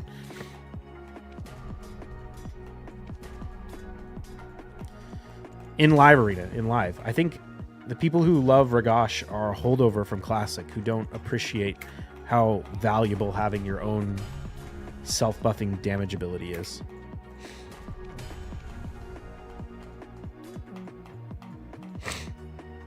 Doc Moreau's Queen Eva is a beast. She's a good Harima counter. I've seen her one-shot some well-built Harimas. Yeah. Queen Eva is just under 10k attack. That's the thing about Queen Eva is the counter to Harima is to just do a shit ton of damage without ignoring defense. And Queen Eva does that, and she ignores defense. So, like, you can think like, oh, the Queen Eva or the Harima is going to shut down the Queen Eva's passive, so she's not going to be as good. But it's like, no, it doesn't actually matter because she hits so friggin' hard regardless. Like, she's got like a 7 multiplier on her on her nuke before you even consider the fact that it ignores defense. And so that's just huge. And she's the right affinity. So yeah, I mean, I could see her being an excellent Harima counter.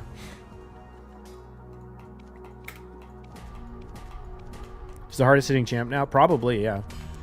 I mean, maybe not like, maybe Siegfried is harder, but... Pulled Stultus going for Ragash. I got Ragash on my ult. Yeah, which one do you like better?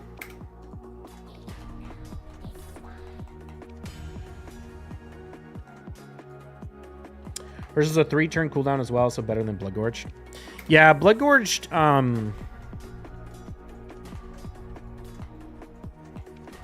don't know. He's got some problems. The nice thing about Bloodgorged, though, is he has 100% ignore defense, not 50%, which means you can build him in Stone Skin without losing any damage. I think I might actually build my Bloodgorged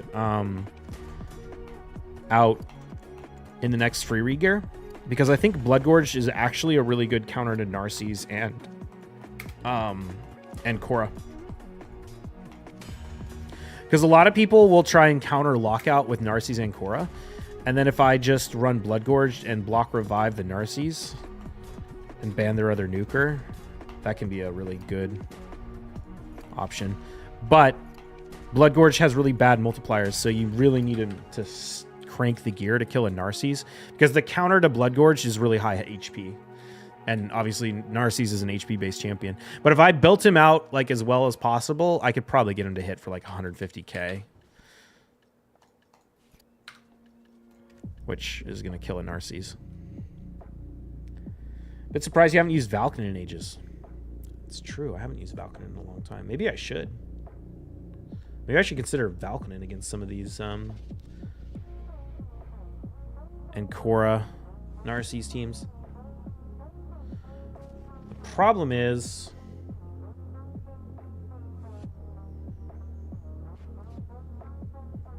Yeah, I don't know.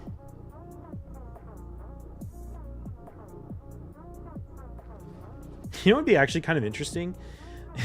Is use Valkanen to kill the shield on the Kaja and then revive the Kaja with the Arbiter. Oh, but the Arbiter wouldn't have the turn meter boost follow-up. I was playing Live Arena earlier on my account. One-shot Mesomel through Stone Skin with my Queen Eva. Oh, I believe that. I one-shot Wukong through Stone Skin with my Foley, and Foley doesn't hit nearly as hard as Queen Eva. It's actually not that hard to kill nukers through Stone Skin. Okay, that's not fair. I don't one-shot the Foley. I use Georgid A2 on the Foley, or on the Wukong, and then kill it. So maybe that's not fair. But moral of the story is, yeah, it's actually surprisingly not that hard to kill squishy nukers through Stone Skin.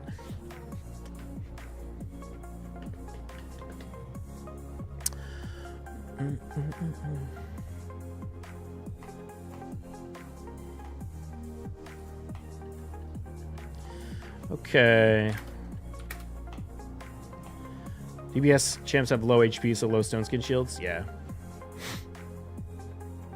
I think Stone Skin nukers works best on nukers that are kind of tanky and nukers where a debuff is the main counter. So it works really well on Rotos, for example, because the way you counter Rotos is with like something like Rondo where you block the passives.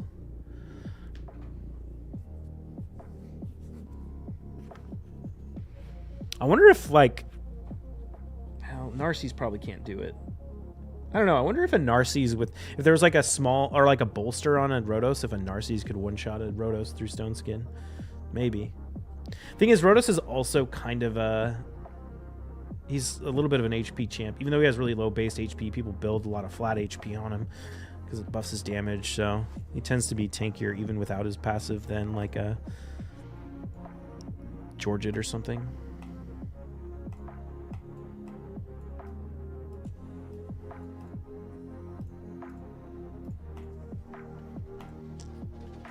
I guess we can hit these. Whoops.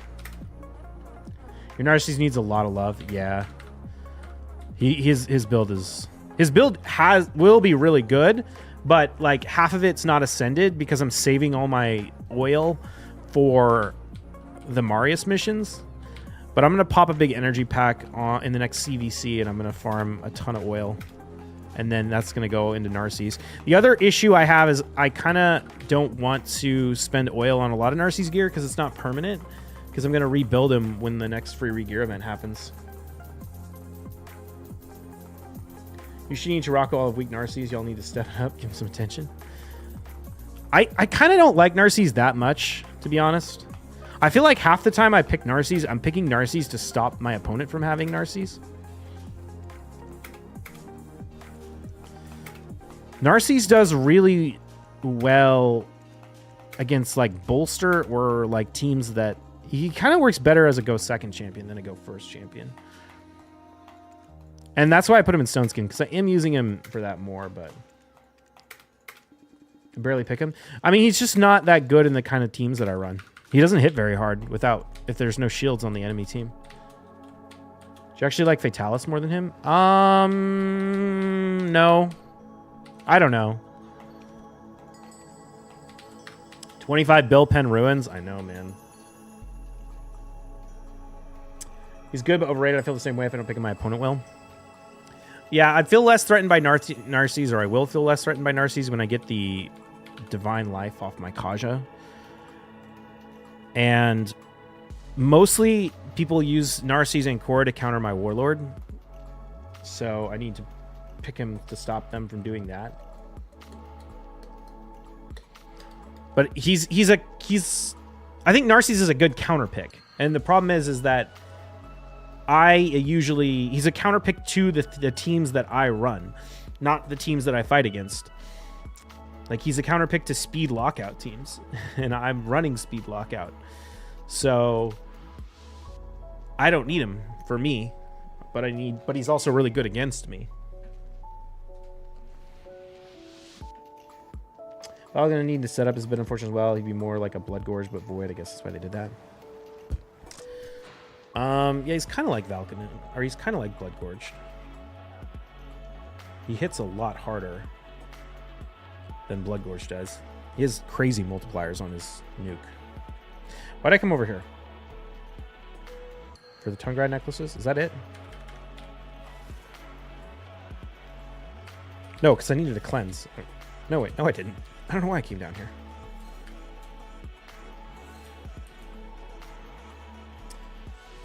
I wish they would change Live Arena to where you can ban enemy champs first so they can't use them before picking them. No, that would be terrible. Unless you gave... You'd have to give people like a shit ton of bans. No, I don't like that at all, actually. That would be dog shit.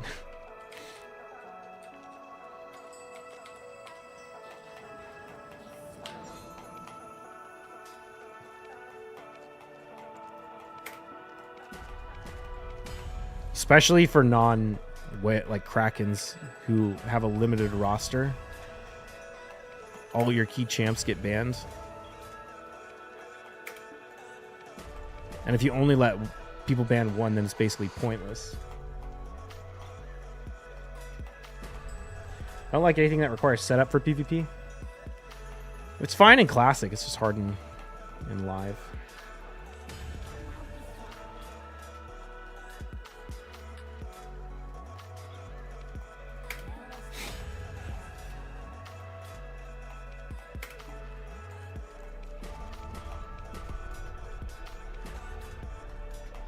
Man, they're going to drop the free regearing event while I'm out of town for like 2 days. That's going to suck. So I really want to take advantage of it, but I feel like I'm not going to be able to. Classic is a meme. That's true. What's up, D-Warrior?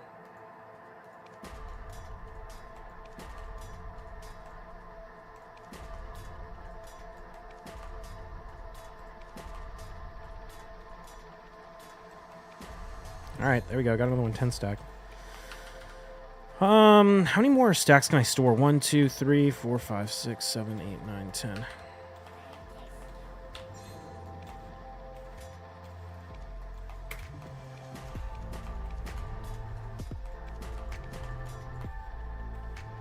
Great Hobby Max the CVC? Nice.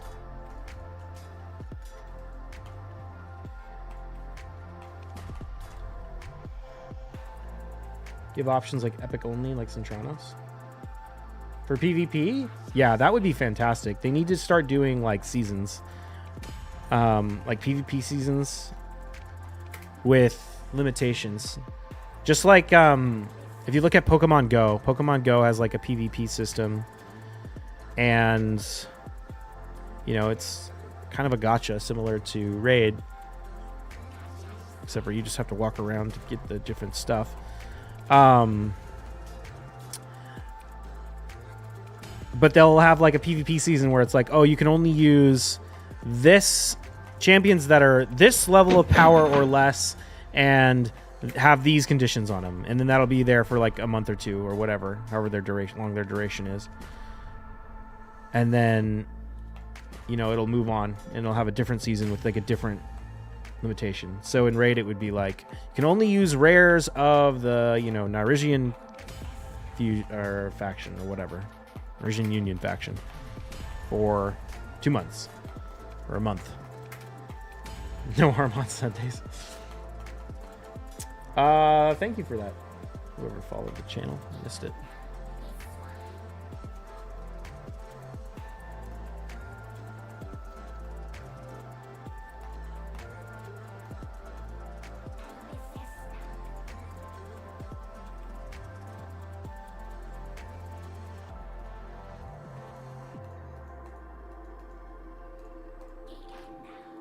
God, I should probably just try and do this champ training.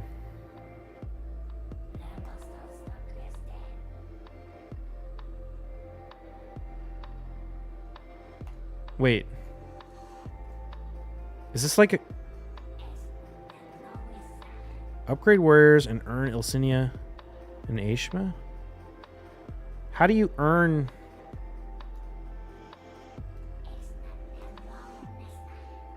How do you earn these champions? What's it talking about?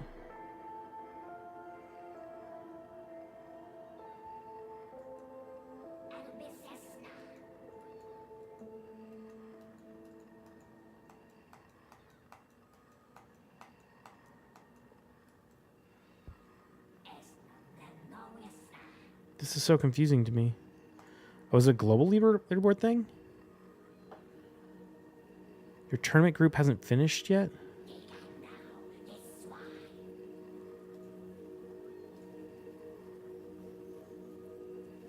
If you hit first, then you get them. If you already have them, can't get them.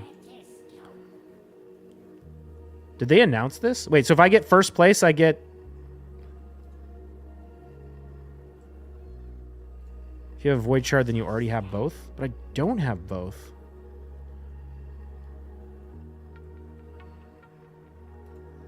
Oh, wait, I do.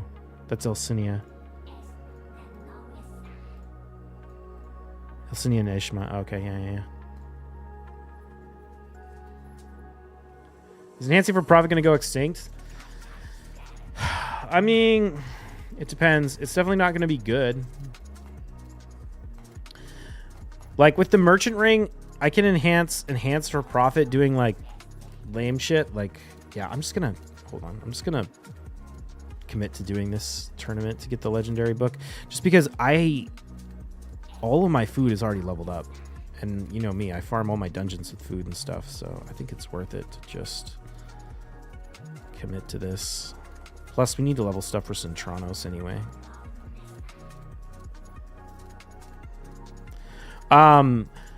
You know, there's going to be some, like, piddly stuff enhancing for profit for me. Like, you know, low-level accessories. But pen accessories are bust, and pen accessories were the major thing that you made money on before. Now, there might become a day where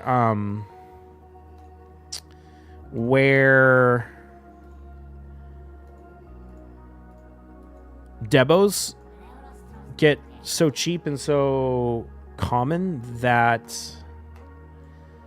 you can actually buy the bases and enhance them for profit, but as of now, it's pretty rip. I need the epic because I want to use the second copy, but I'm not participating in that. I mean, I actually don't mind doing the champ training, like, just independently. Even if I don't win and get the champion, I can't get the champion. Can't win and get the champion. But I'm actually okay with that, just because I have so much food I need to level regardless. But I just need an excuse to level stuff.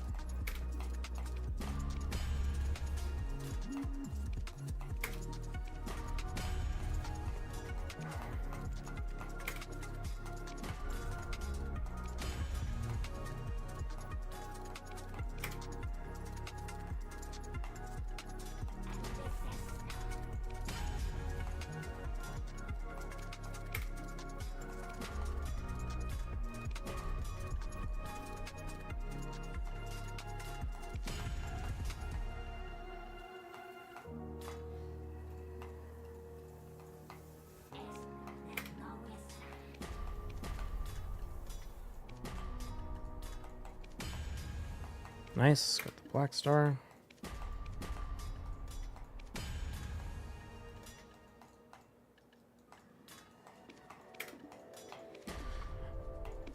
It's so annoying. I don't want the plus 15.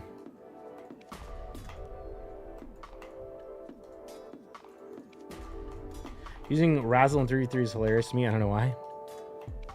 Yeah. He's not the worst PvP champion in the world.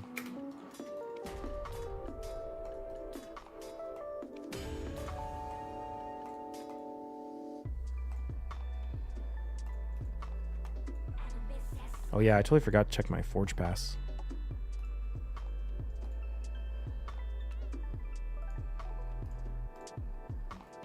I need to use a Spirit Champion in Live Arena. Or not Live Arena, Classic Arena.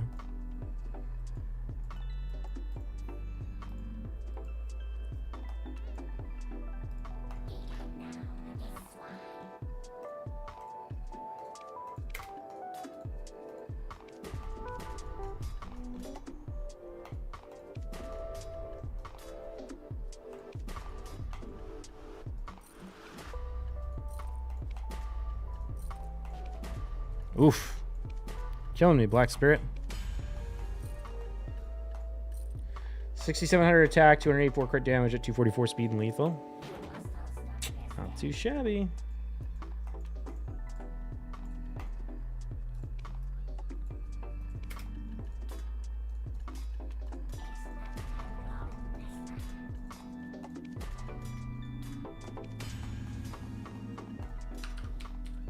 move away from that NPC. It's so annoying. God, I wish they could turn that sound off.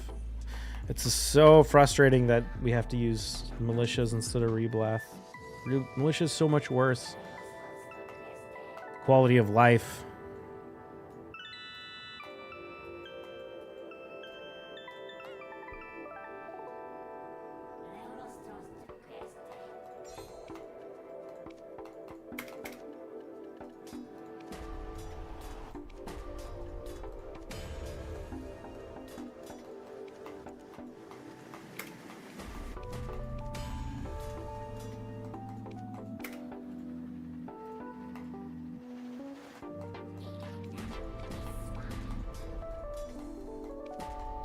Really want him at 300 speed ASAP. I lose a lot of attack. Need better gear.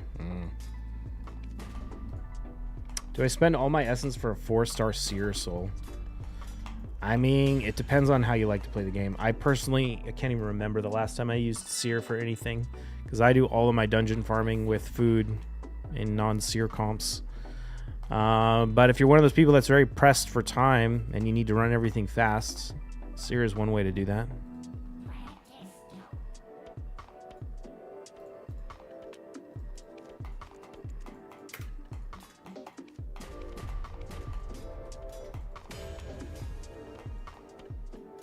I think the only thing I actually use Seer for is Faction Wars.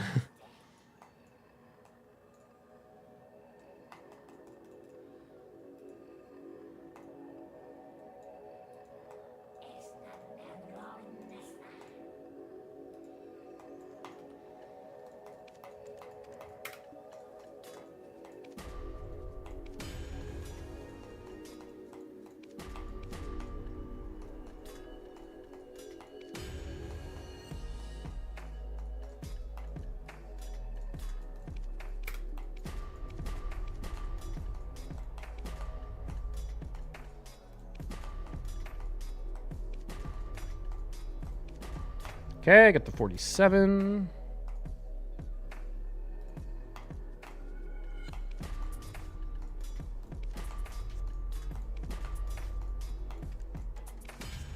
Free chat, I'll take it.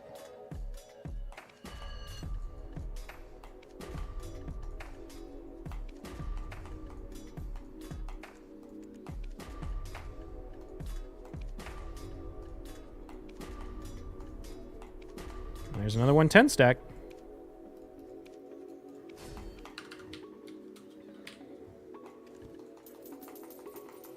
I use Armand's A3 mainly just for his buff strip. This dude's so busted, it's insane. You know, they were laughing the office and they cooked up this dude for the fusion. Dude, he's so overpowered. He's the best champion in the game. It's not even close. And it just keeps going. Like his kit, his A1 like locks you out. Like really? You needed a lockout on the A1? You need an insane passive. You need, like, every one of his abilities is nuts. Like, his A2 ability alone makes him a god tier champion. And then he has his A3 and his A1 and his passive, which also all make him insane. It's like, what the hell? I was using Seer everywhere but Faction Wars. She was reading my buffs and I died. Oh, yeah. Yeah, I farm all of my stuff with food. So I don't run Seer comps for anything. Love using him in Centranos? Yeah. I mean, he just trivializes every piece of content. Well, I guess not bosses. Bosses that can't have their turn meter reduced or be polymorphed. But, yeah, he's completely broken.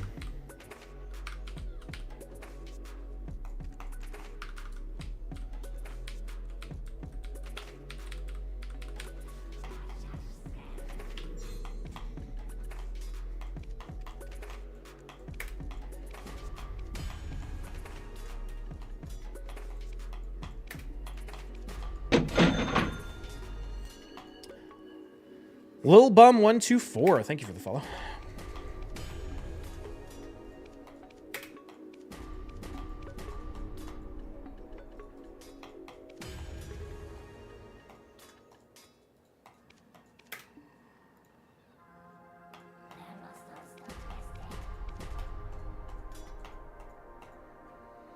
People don't talk about his passive enough, and the fact that his A1 does a 1-turn increase, it's dumb. Oh, yeah, I've definitely lost fights because the Armons... I locked the Armons out, but then his A1 shut down a critical ability on one of my nukers, and I lost the fight because of it. His A1 is also super good.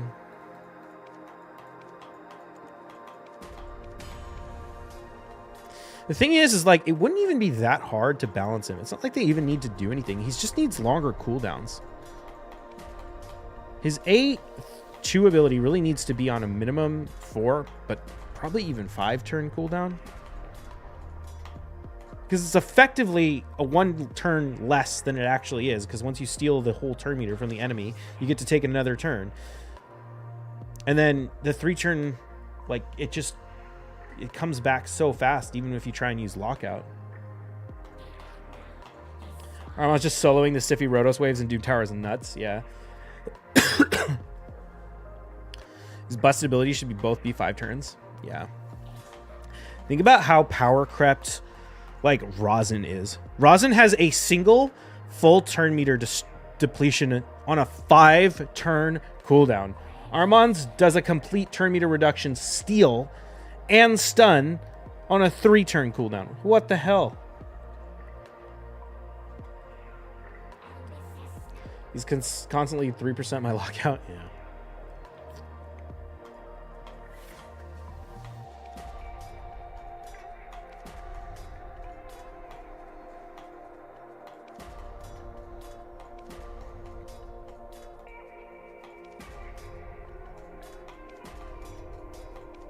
Ooh, got the try. Nice.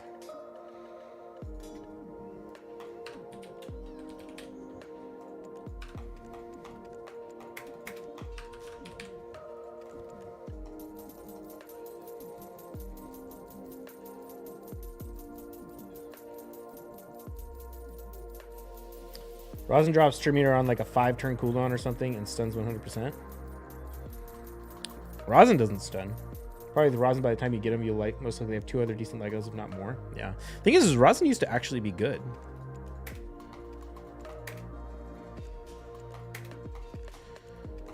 To be fair, it wasn't really for his turn meter reduction. It was mostly for his decreased defense weaken. But still. I actually still don't hate Rosin. I use him in like faction wars, and he ends up becoming clutch in a few like Centrano stages and things. Rosin's A2 and A1 Giant Slayer is still good in Clan Boss, but that's about it. Yeah.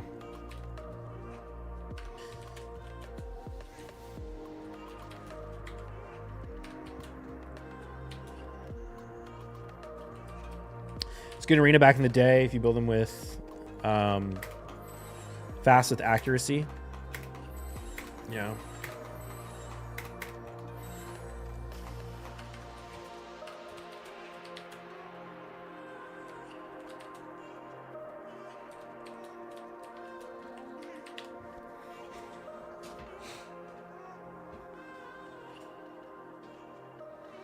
You should buff him. It'd be fun to use Rosin if it was like, if they made his A2 like an AoE, or just gave him like good multipliers. I don't even know what his multipliers are.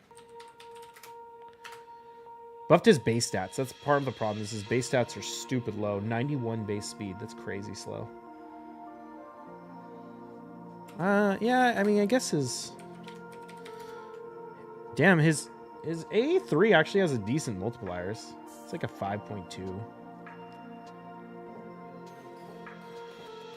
If they made his A2 an AoE, and they reduced the cooldown by 1 on his A3, I think he'd be a really cool champion.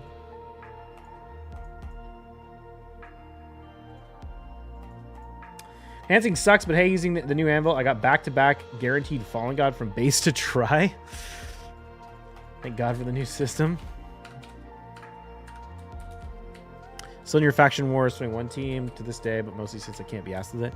Yeah, he's in my faction war too, but all my faction war teams are like just whatever random garbage I happen to have leveled up.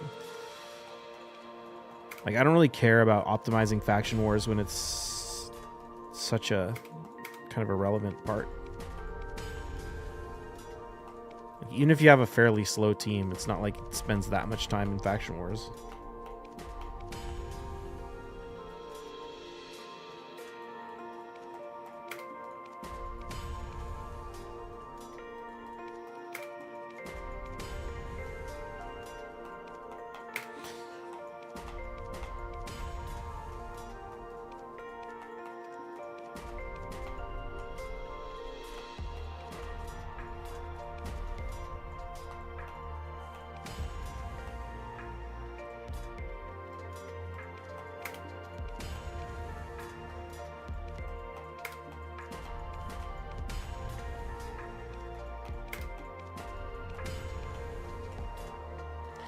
With the guaranteed system, is there a new way to easily make fail stacks?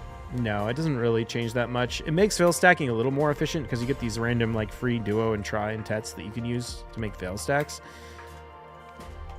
But in the grand scheme of things, it doesn't really make that much of a difference for fail stacking. It's 12 for pry, 15 for duo, and 20 for try.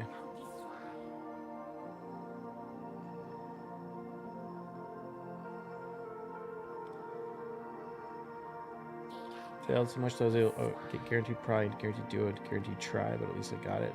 Just gotta get my other pieces back to duo.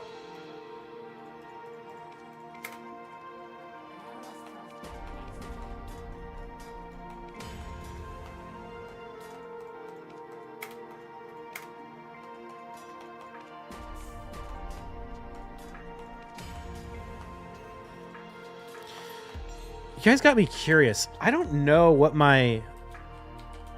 Let me check my pity. Do you think they counted since your last success when they did the pity on the accessories? I have no idea what my anvils are on all of these like tet to pen accessories. Oh, do I even have any tets to check with? Not really.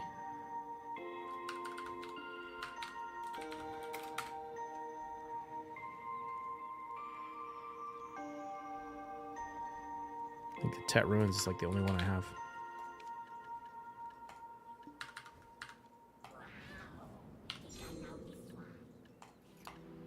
Three out of 20. Okay, so they must not...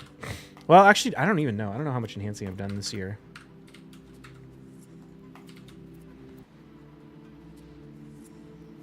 I have to check the other ones when we eventually make Tets.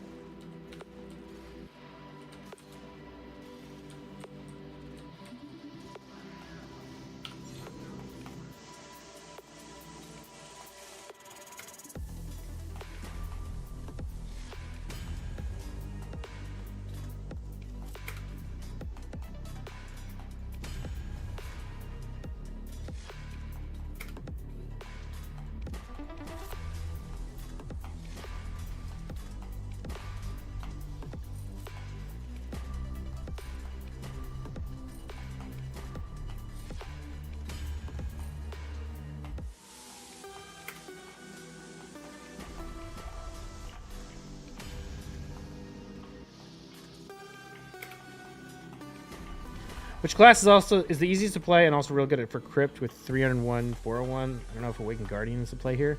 I don't know how Awakened Guardian is for crypt. I hear good things about Witch. Sucklon, yeah, Sucklon probably. Although I don't know how good Sucklon is at crypts, to be honest. She might be kind of squishy. I'm sure she's good, but I don't know how like lazy she is.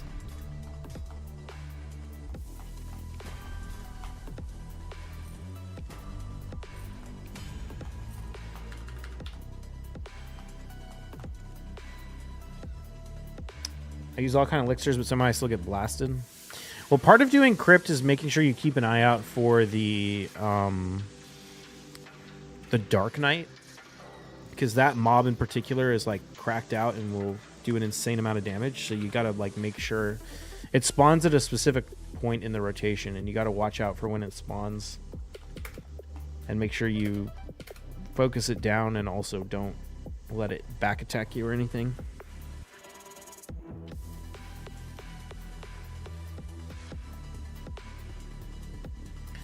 Might need to start buying some more base accessories. Oh, we got a lot of Voltaras, though.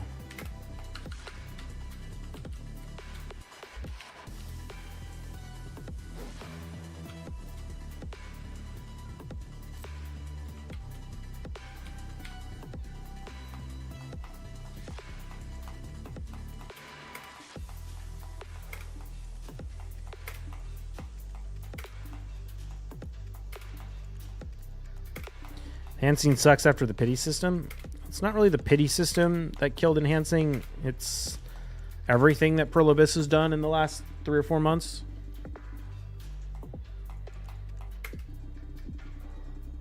Such as buffing the Debo drop rates, adding the hammers. They basically, the short answer is like they pushed everyone into using Debos instead of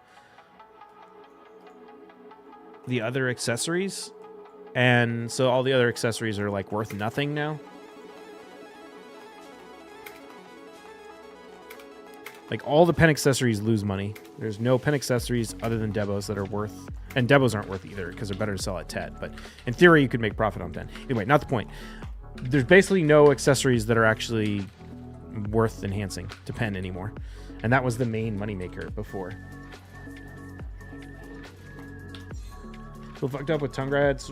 Rings were 88 build pre-order, and now they're down to 60. I mean, they were higher than 88. They were going for like well over 100, I think, before they initially buffed the accessories. All the accessories are worth like half, except for eyes, which are worth like a third of what they were before the Jatina update. I think this is this, when did Jatina hit? I think this is even before. I thought they were around like 70 before, but maybe this is maybe 58. Look at this. Ogres. I mean, they're in the 30s. It's wild. How much money you got right now? Let's see. Oh, hey, look. Got to update our pre-orders. 6.49 trillion. Oh, is that a new record?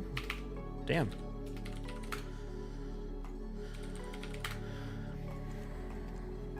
$6.49 trillion.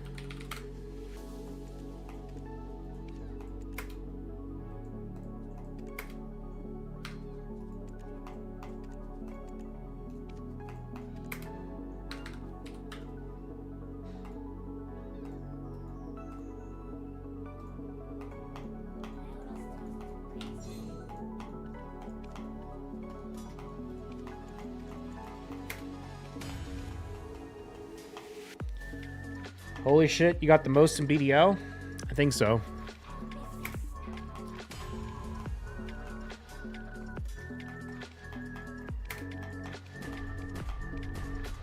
I think when I'm ready to start going hard on BDO, or not, me going hard is a little optimistic, but I think when I'm ready to start playing BDO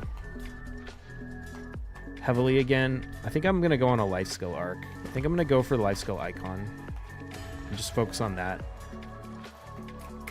And then do a little enhancing here and there when I feel like it.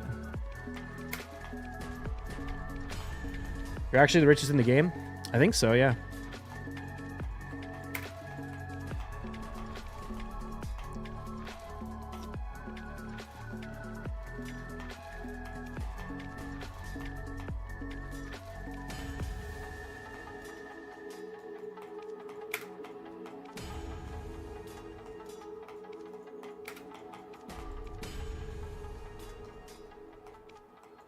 It's hilarious, Grats. Thank you.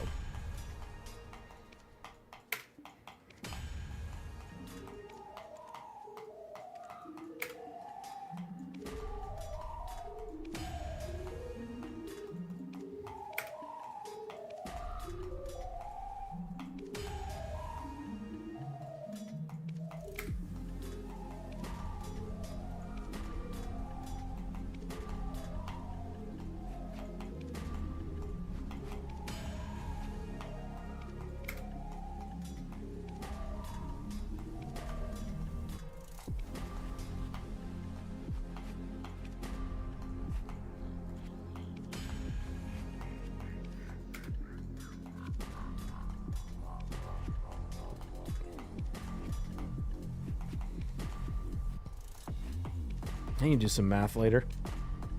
Figure out what I'm going to do with my big stacks. Should probably figure that out sooner or later, because if it's falling, or if it's Tet Fallen Gods, I'm going to need to start moving those early, since they're not exactly a high volume item. What kind of fail stacks would you use a pen on those accessories that heavily dropped in price? Debos? Probably like 270, 280. Jesus, we're going to hit the anvil here in a second.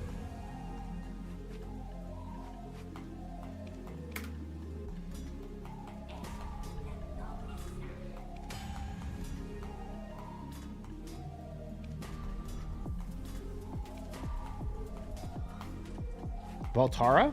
Oh, you shouldn't make a Voltara. You shouldn't make any pen accessories other than Debos. Everything else, if you want it, buy it, but they're all worth so little.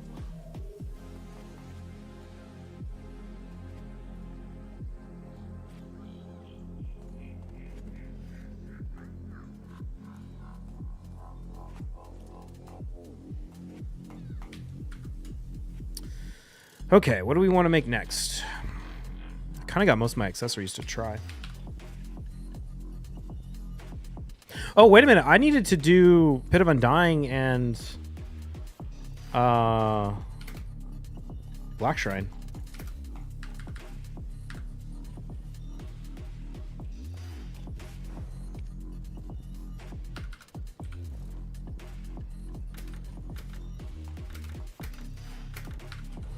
Oh, hey, what do we get? Is that a Girins? Or, oh, no, it's the Bonghua. What's this thing worth? Oh, 300 mil.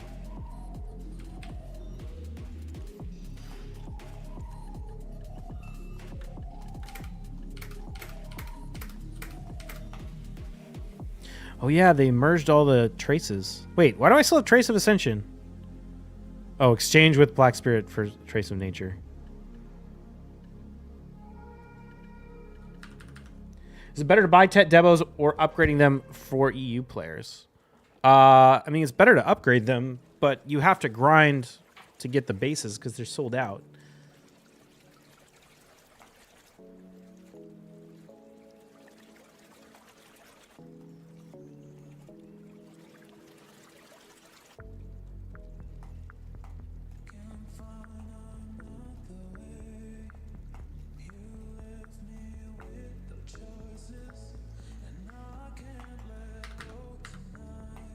All right, let's go do Pit.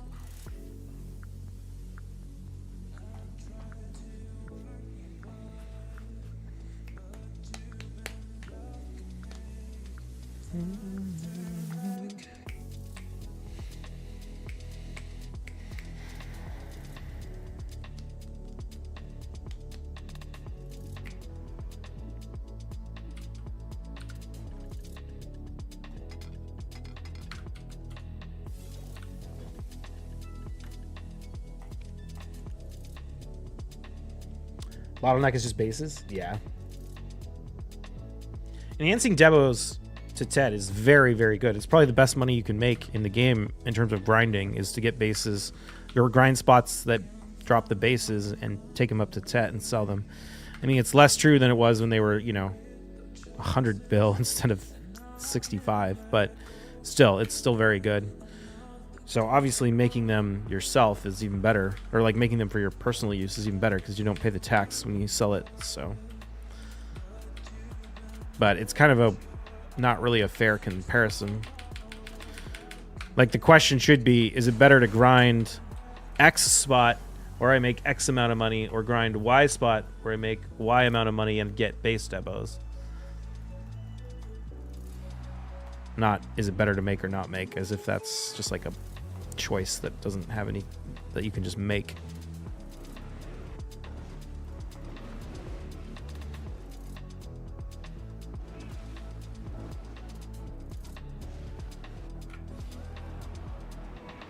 I made one myself, and the second one I made broke. Did you click it without crons? Real question is, do you grind the solo Debo earring spots to enhance the Tet, or grind other Debo spots to enhance the solo Tet and buy a Tet earring? Yeah, I mean, the solo earring spots are just trash. And the thing is, like, the earring is becoming one of the cheapest debos because people like grinding Olins.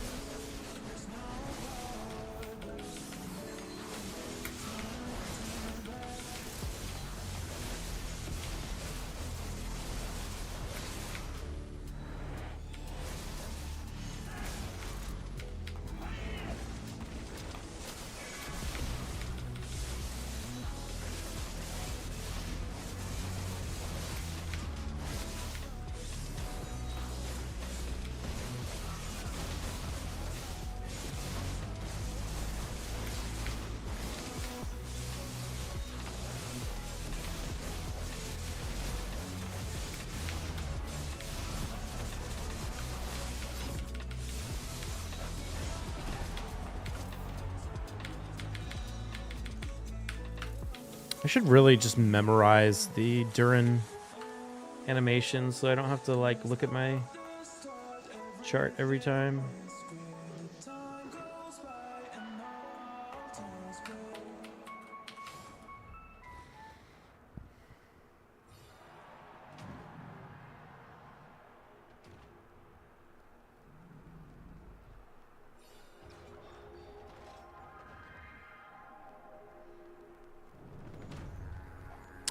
Rewards are interested in getting Pit of a Nine. I mostly exchange it for Massive Pure Magic, but I have more than I ever gonna need. Right, let's see. Right up, left down. Right hand up is a stun. Left hand down is a knockdown. Awesome.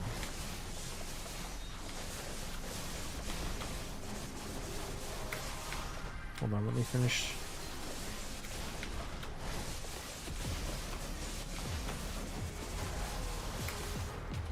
I want a plus 12 speed boot in all champs, long-term goal. Yeah.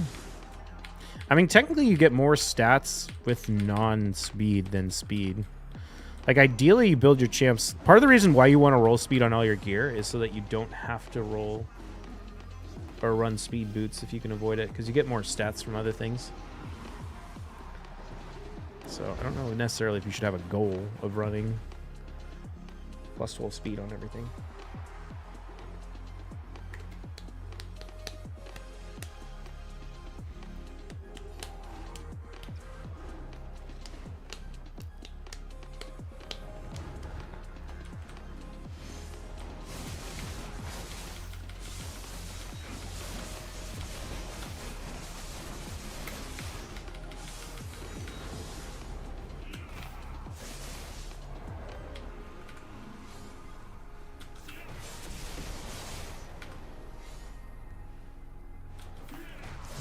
Do this fight before I can read chat.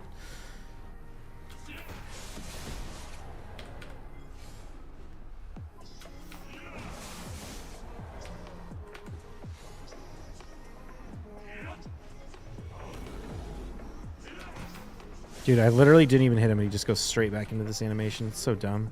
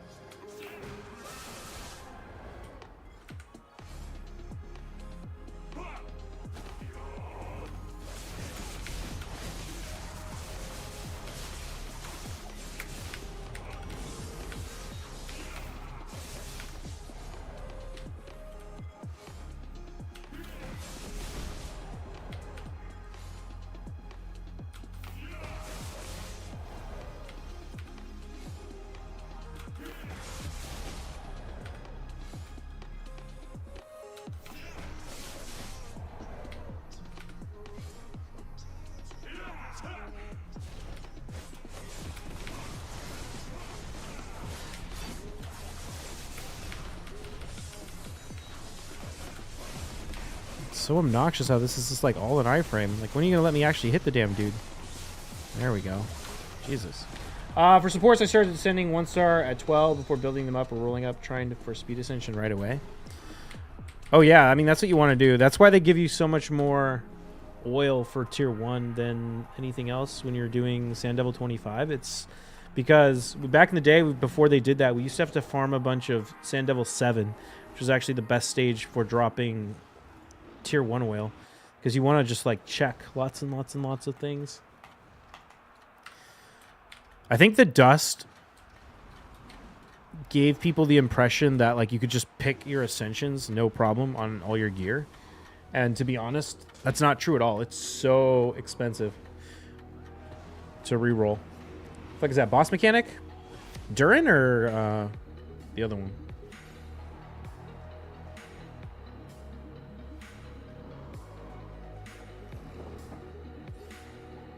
So yeah, I've been becoming a lot more like just checking ascensions and having that impact whether or not I actually keep the gear, just like it used to be. But now more like now I continue to do that. I didn't just decide like, oh, there's dust, I don't need to worry if it doesn't roll the right ascension. Because like, no, if it's not a really good piece and it doesn't roll the right ascension, in the bin. The Minotaur looking thing. Oh, I think that was Durin. The mechanics of the boss is basically like he does certain abilities, and then based on what abilities he does, you have to counter with specific CCs. Like he'll try and CC you, and then you have to mirror the CCs back at him. But you can just dodge his attacks, and then if you know the animations, you know what CC you're supposed to do back. Oh, no, the other one might be, why can't I think of his name right now? I can't remember. I can't remember what his name is. But his mechanic is, after you get him to a certain level of HP, he starts doing this attack, and you need to hit him in the back with a CC, or a knockdown, or a knockback, I think it is, to interrupt him. And you have to do that like 5 times. Otherwise, he'll go into this like super berserk mode, overpowered phase that'll like one-shot you.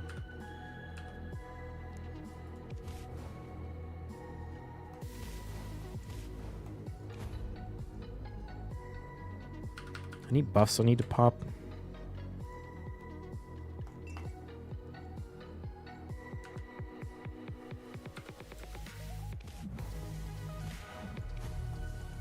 Way more critical over my DPS champs and supports. For my supports, really just do HP chest gloves with HP subs. Most of my supports are in regen. Yeah, I mean, for PvE especially, the supports don't really matter. As long as they're not dying. Reflex can be really nice to reset their cooldowns. Relentless can also be good. I used to run a lot of supports in Relentless, but now in the current iteration of Hydra, you kind of want to take less turns on your supports so that you don't hit the turn limit as early and can get more damage from the nukers.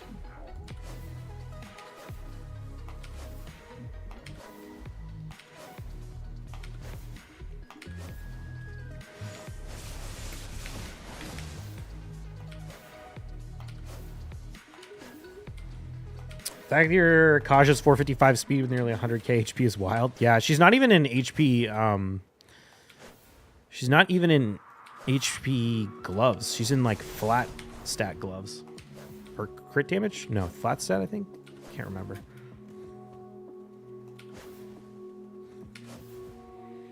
She does have an HP chest, which is nice. Someday I'll get a try speed roll in speed or protection set with a defense or HP main stat. I also use the one gear set, Zeal it, that just reworked my unit to get decreased cooldown. Not Zeal, it's the other one. Impact or whatever it is. Can't remember. Yeah, that one's going to be a lot more interesting now that it's a 2-piece. Impulse. Yeah, that's what it is.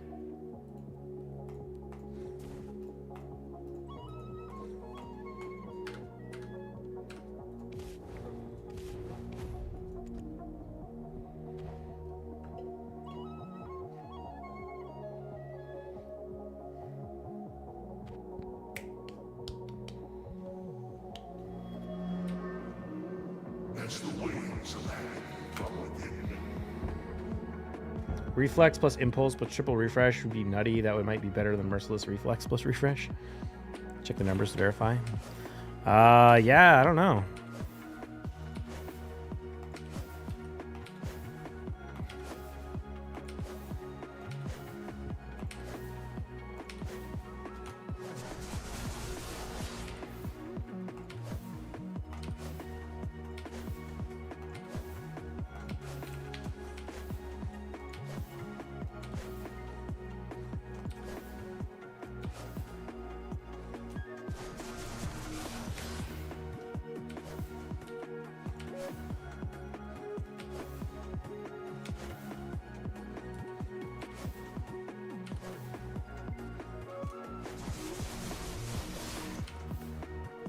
Oops, wrong way.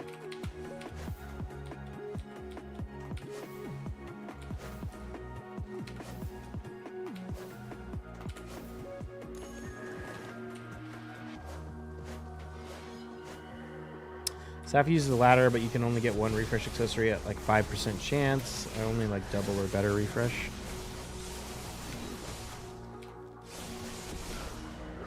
I feel like it's just one of those things like you get as much as you reasonably can.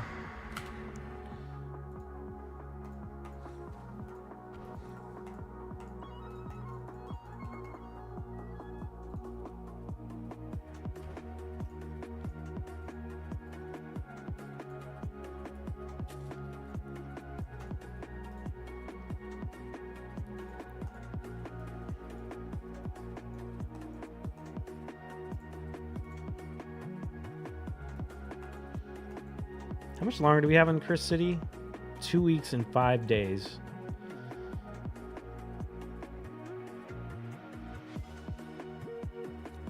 Yeah, they're definitely going to do the free thing when I'm on my birthday trip. Bummer.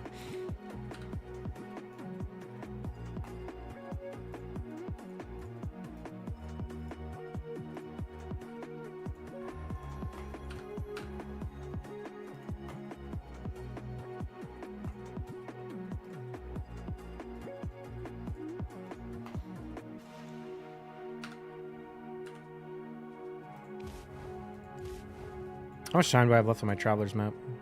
16 minutes. Okay, we got plenty.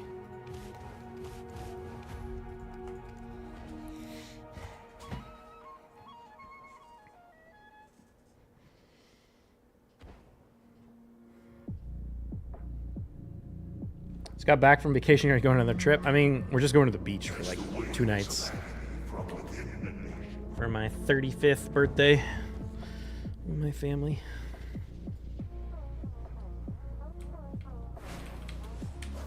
Beach is like 2 hours from my house.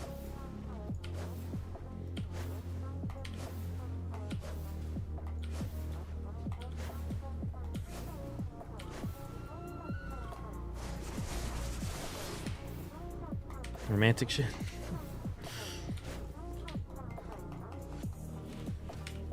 Oh my god, no, don't knock me down. This is gonna be a bad time. Oh well. I don't even know if it's worth doing this anymore, to be honest. Put him on dying. You don't look 35. How old do I look? I'm not 35. I'm 34. I might be 35 for 10 more days. About 25? No.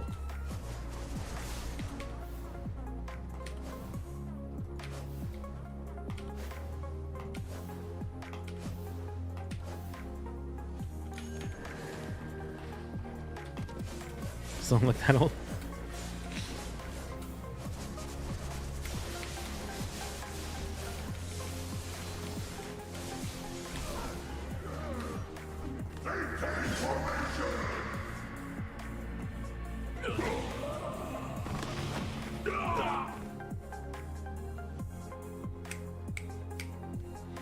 All right, we got what? 2 more bosses? Good at 2830. You look a good 2830. I'll take it. As the waves of agony from within the nation persist, We shall raise 10,000 waves to purify this world and usher in a new era. Church outfits going up if you need. No, not really. I don't really have any use for crons right now because Debo enhancing is super dead. Thank you, though. Someday I'll start sniping more crons again for Fallen God and stuff, but funny your BDO character is looking like a wife or whatever. I meant to tell you that ages ago. Did I just go the wrong way? Shoot. I did go the wrong way. Oh, man.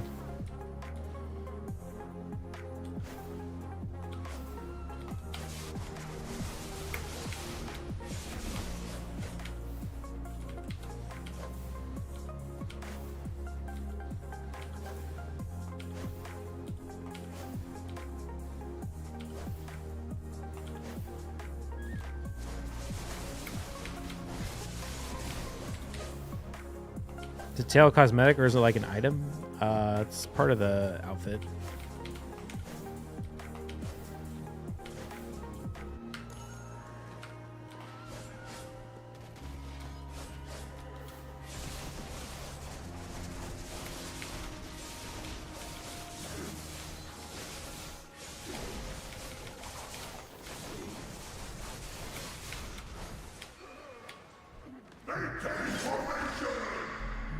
Minute 30. That wasn't exactly a good time, but is what it is.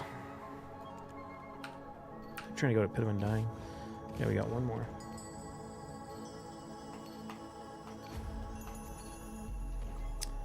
Catch you next stream. All right, Jason, we'll see you later. Have a good one. And it's more so like it's a costume or she's part animal. No, it's a costume. It's like her outfit. If I put her in a different outfit, she wouldn't have. That's the wings of that. It's like the classic Kunoichi outfit. I think it's supposed to be a fox. I'm not sure.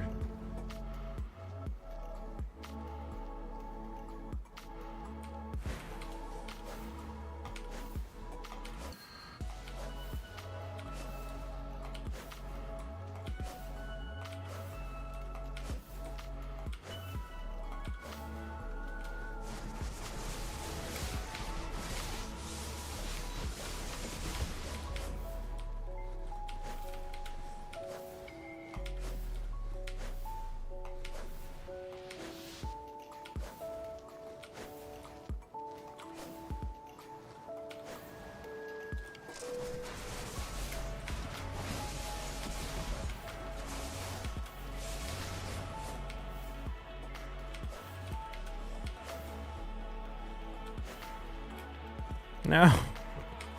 Keep getting stuck on everything.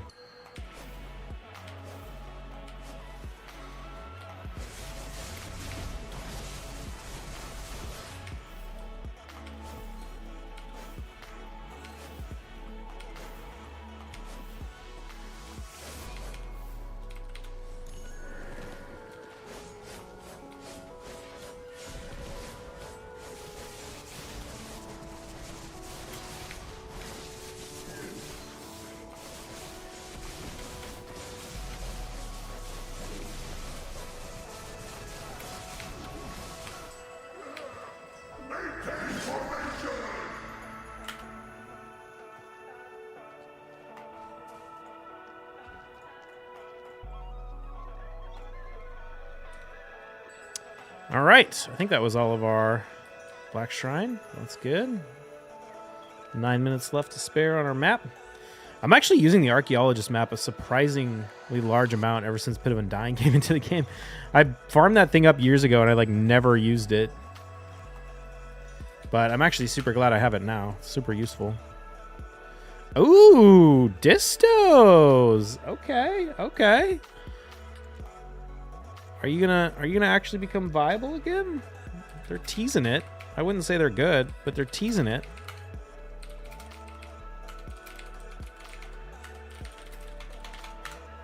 How were Dawn's?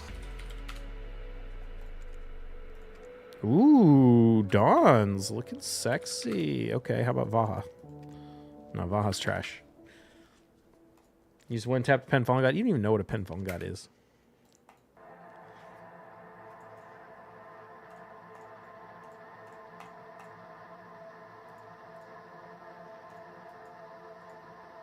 Oh, man. Well, at least I have 2 revivers.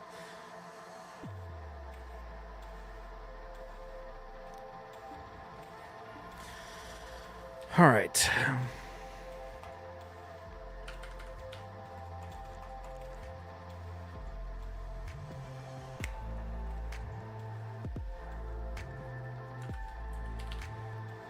Let me check some numbers. How are Layton's?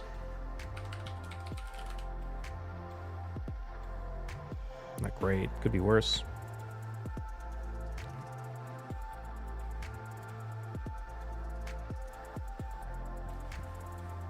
If I started BDO, I'd be one tapping in no time. Try hard.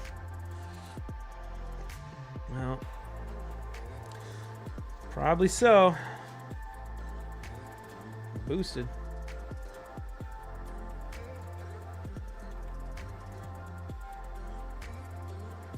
And you've really got me thinking maybe I should start using Valkynin more against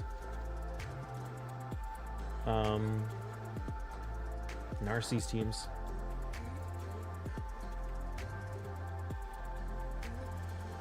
Does Kaja cleanse the Veer? I don't even remember. Or not Kaja, Ancora.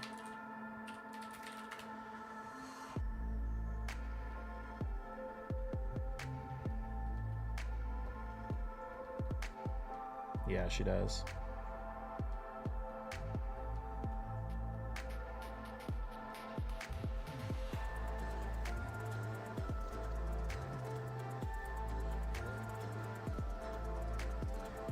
I think Valken's fun to watch, but never use him in reality. I used to use him. That's part of the reason why I don't use him much anymore. He has the same problem that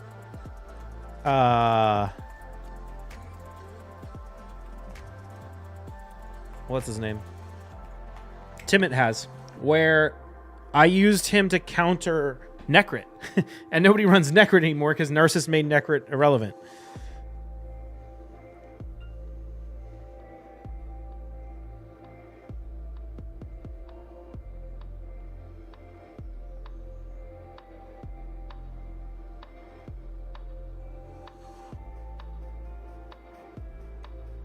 And Armand's also counters Necrit super hard. If the Secret Skill is AoE, it'd be a different situation. I think it actually can work fine. There might be worth using. How much turn meter? The problem is he doesn't get enough turn meter, right? He gets 50% turn meter. He needs to go before the Narcisse does.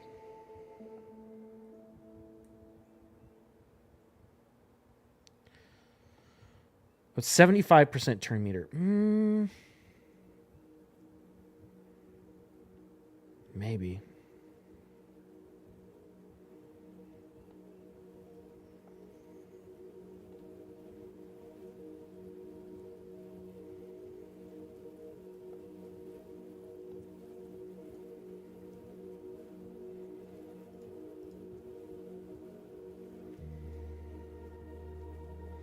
Valk is better, Blood Gorge in a way, just because of the affinity. They kind of are a little different. He hits way harder than Blood Gorged as well. Like, Valkanin's attack hits really, really hard without ignoring defense. The ignoring defense is just a benefit. I do wonder... You know what I should do? When they're running Ancora... Lockout? Narcisse A3. Hold on.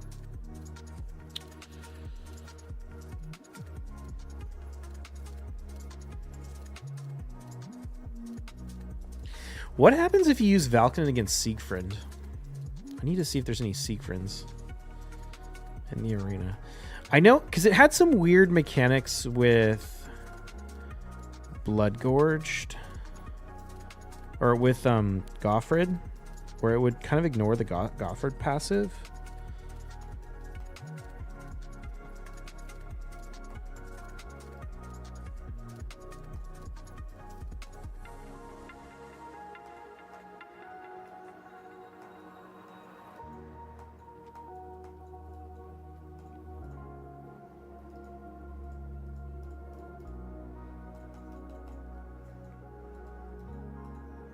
Damn, did I finish all of Cursed City hard except for the stages how do I have left? 1, 2, 3, 4, 5, 6, 7, 8, 9, 10, 11. Got 11 stages. Wait, which awakening? Oh, I haven't completed this awakening stage yet. Which should be easy. I just have to get there.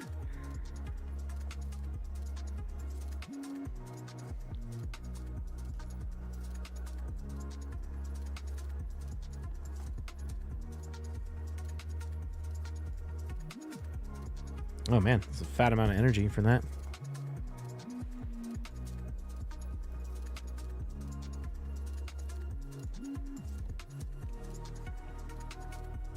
Wait, was that Alika?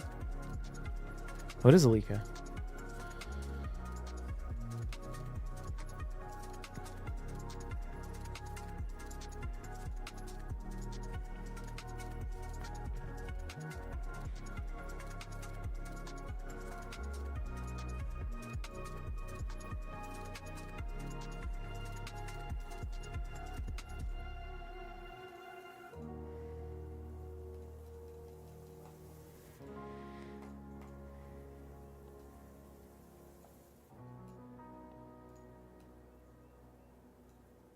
All right, I guess I'll just go run normal.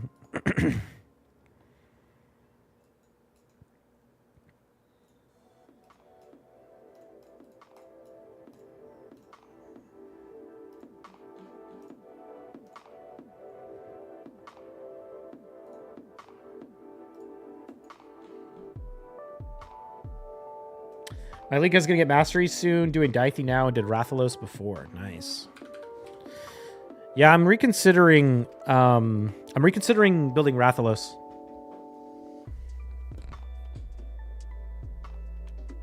For my Nightmare Hydra team this time.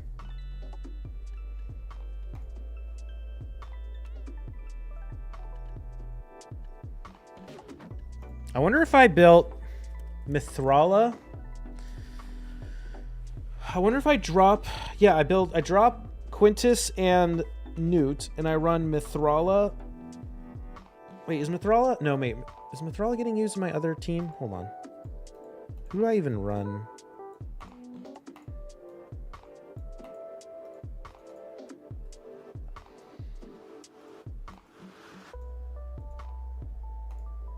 Did full masters in Rathalos, then didn't build them because my brutal team decided to do 100 mil. Yeah, I kind of was working on his masteries too, and then I stopped.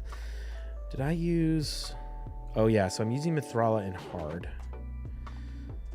Who can I bring in for increased attack? Oh, you know who I need. New chick. Yostrid. I could run Yostrid, Rathalos. Because she brings weaken, and then we'd have the decrease defense from Michinaki.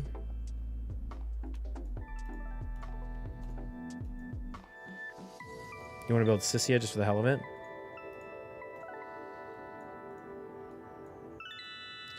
Yeah, I should build Yostrid. I've got a lot of Lego books at the moment.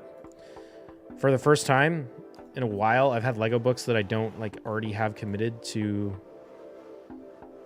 Who's your burner for Rathalos? Michi? Sulfurion. Sulfurion's my healer reviver in Nightmare. And he's fantastic even without the burns, so it's like not, it doesn't feel like I'm giving something up to bring him in, you know? Like he's not like, you know, you bring in Artak and you're like, ugh, burns just don't cut it in Hydra anymore. But Sulfurion is like, he's there for the heal. Like the burns are just to enable his healing and his turn meter boosting and his reviving and all that. So Yeah, he puts it up without the need for, or he can put it up through Poison Cloud. So he dramatically reduces the need for block buffs. That's part of my problem too, though, is I have to manually get the block buffs from, what's her name?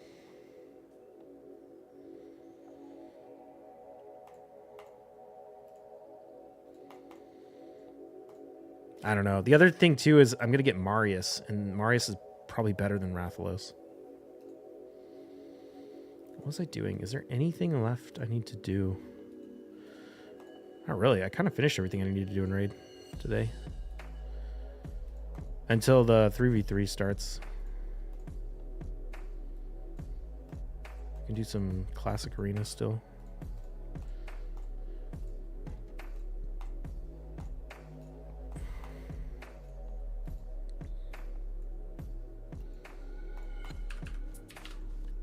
I think if I got the new High Elf Lego, Royal whatever, I wonder if they're going to do a guaranteed for him. Marius is probably another month or two away. Yeah, but I'm not necessarily in a hurry. It's like I already do enough to get like 2 billion in Hydra Clash on auto just from normal and hard. So it's like I've just been letting my Nightmare do like 100 mil and then just like calling it a day, which is what it does like on auto.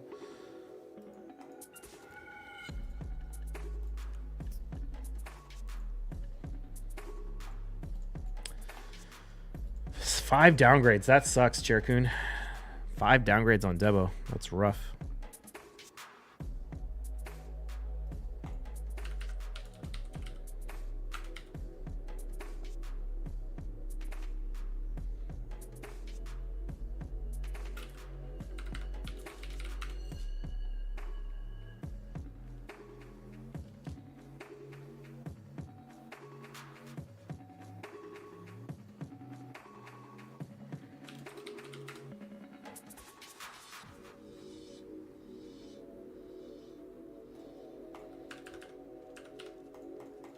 You know what shocks me is distos are still... Who's buying distos at 342? You know where I'm using my Marius? I know Shogun for sure.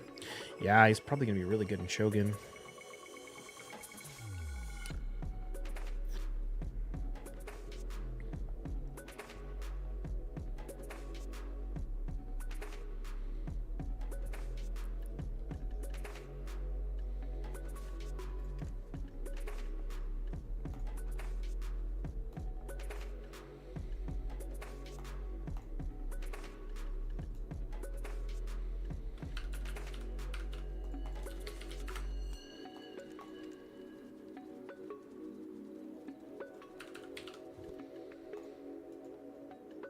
I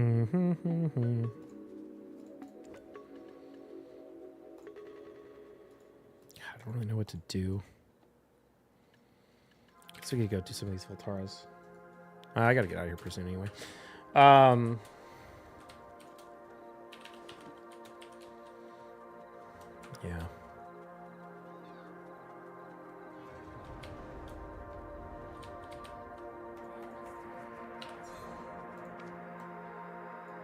Where did Dawn Earrings even drop? I don't remember.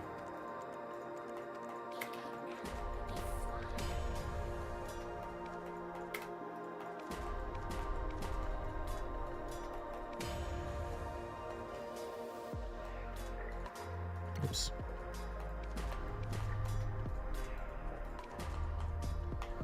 Cyclops? Oh, is that why they're not maxed? Forgot to actually grab the accessories I was going to grab. Or did I put them all in the storage?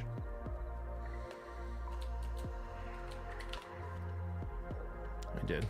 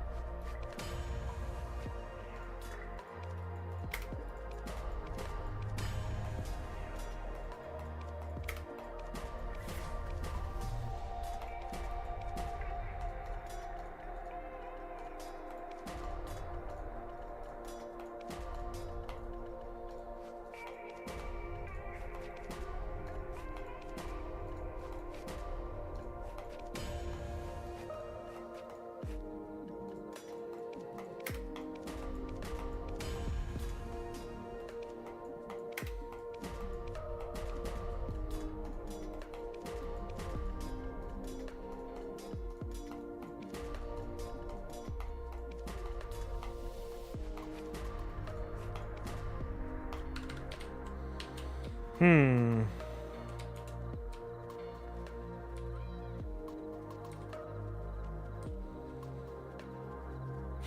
You know what I just thought of?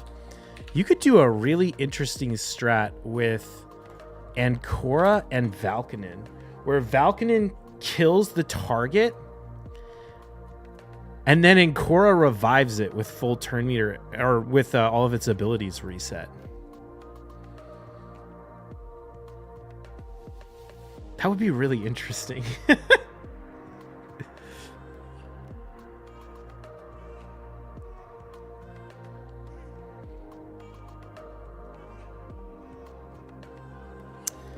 Oh, we can do this. Actually, how are Tongue Red Belts even doing?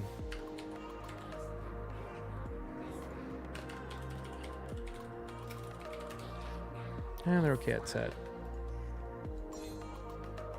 Theory crafting tryhard.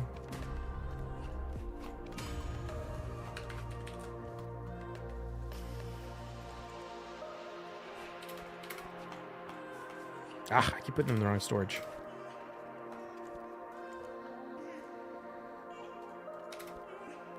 It'd be good for Armon's Warlord go first, use their skills, Valk kills, and then Cora revives it actually strong as fuck. Yeah, it could be kind of interesting.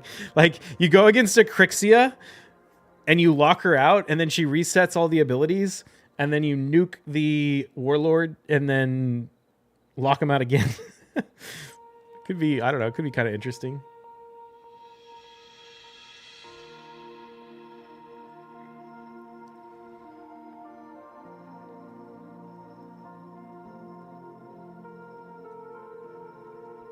So we know Stone Skin, they get wrecked, also makes Valk's second turn come faster. Yeah.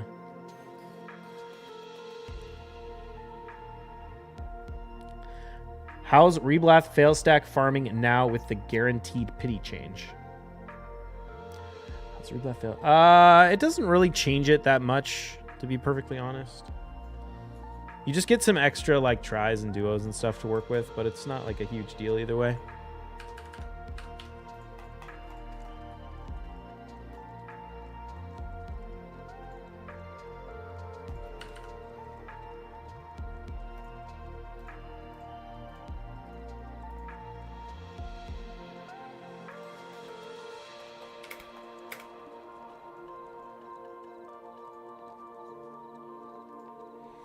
Let's look at some of these, see if any of these are worth selling.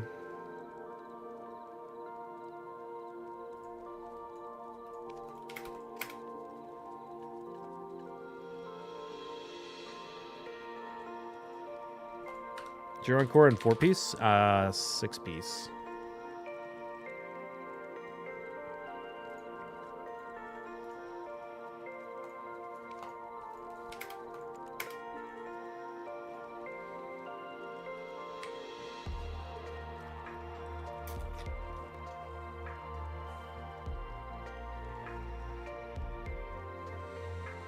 Probably don't really listen to rap much, do you? A lot of beef going on lately.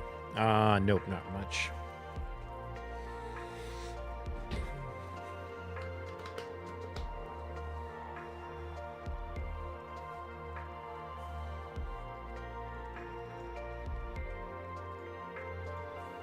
All right, I'm gonna call it good on that. I need to do some math. But that's going to have to happen later. Because it's time for me to head out here. Let's see, we're going to have to go find someone to raid. What's up, Hollowskate?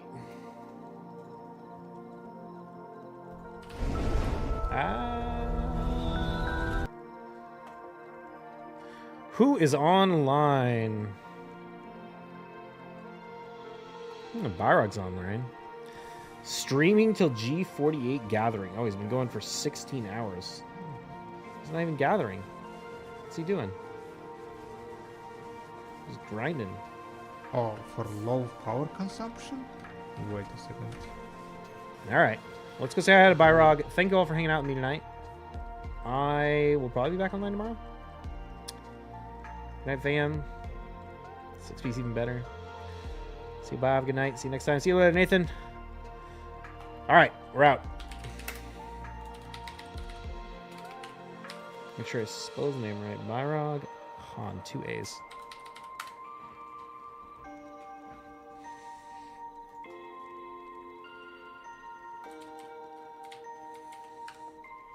All right, here we go. Peace.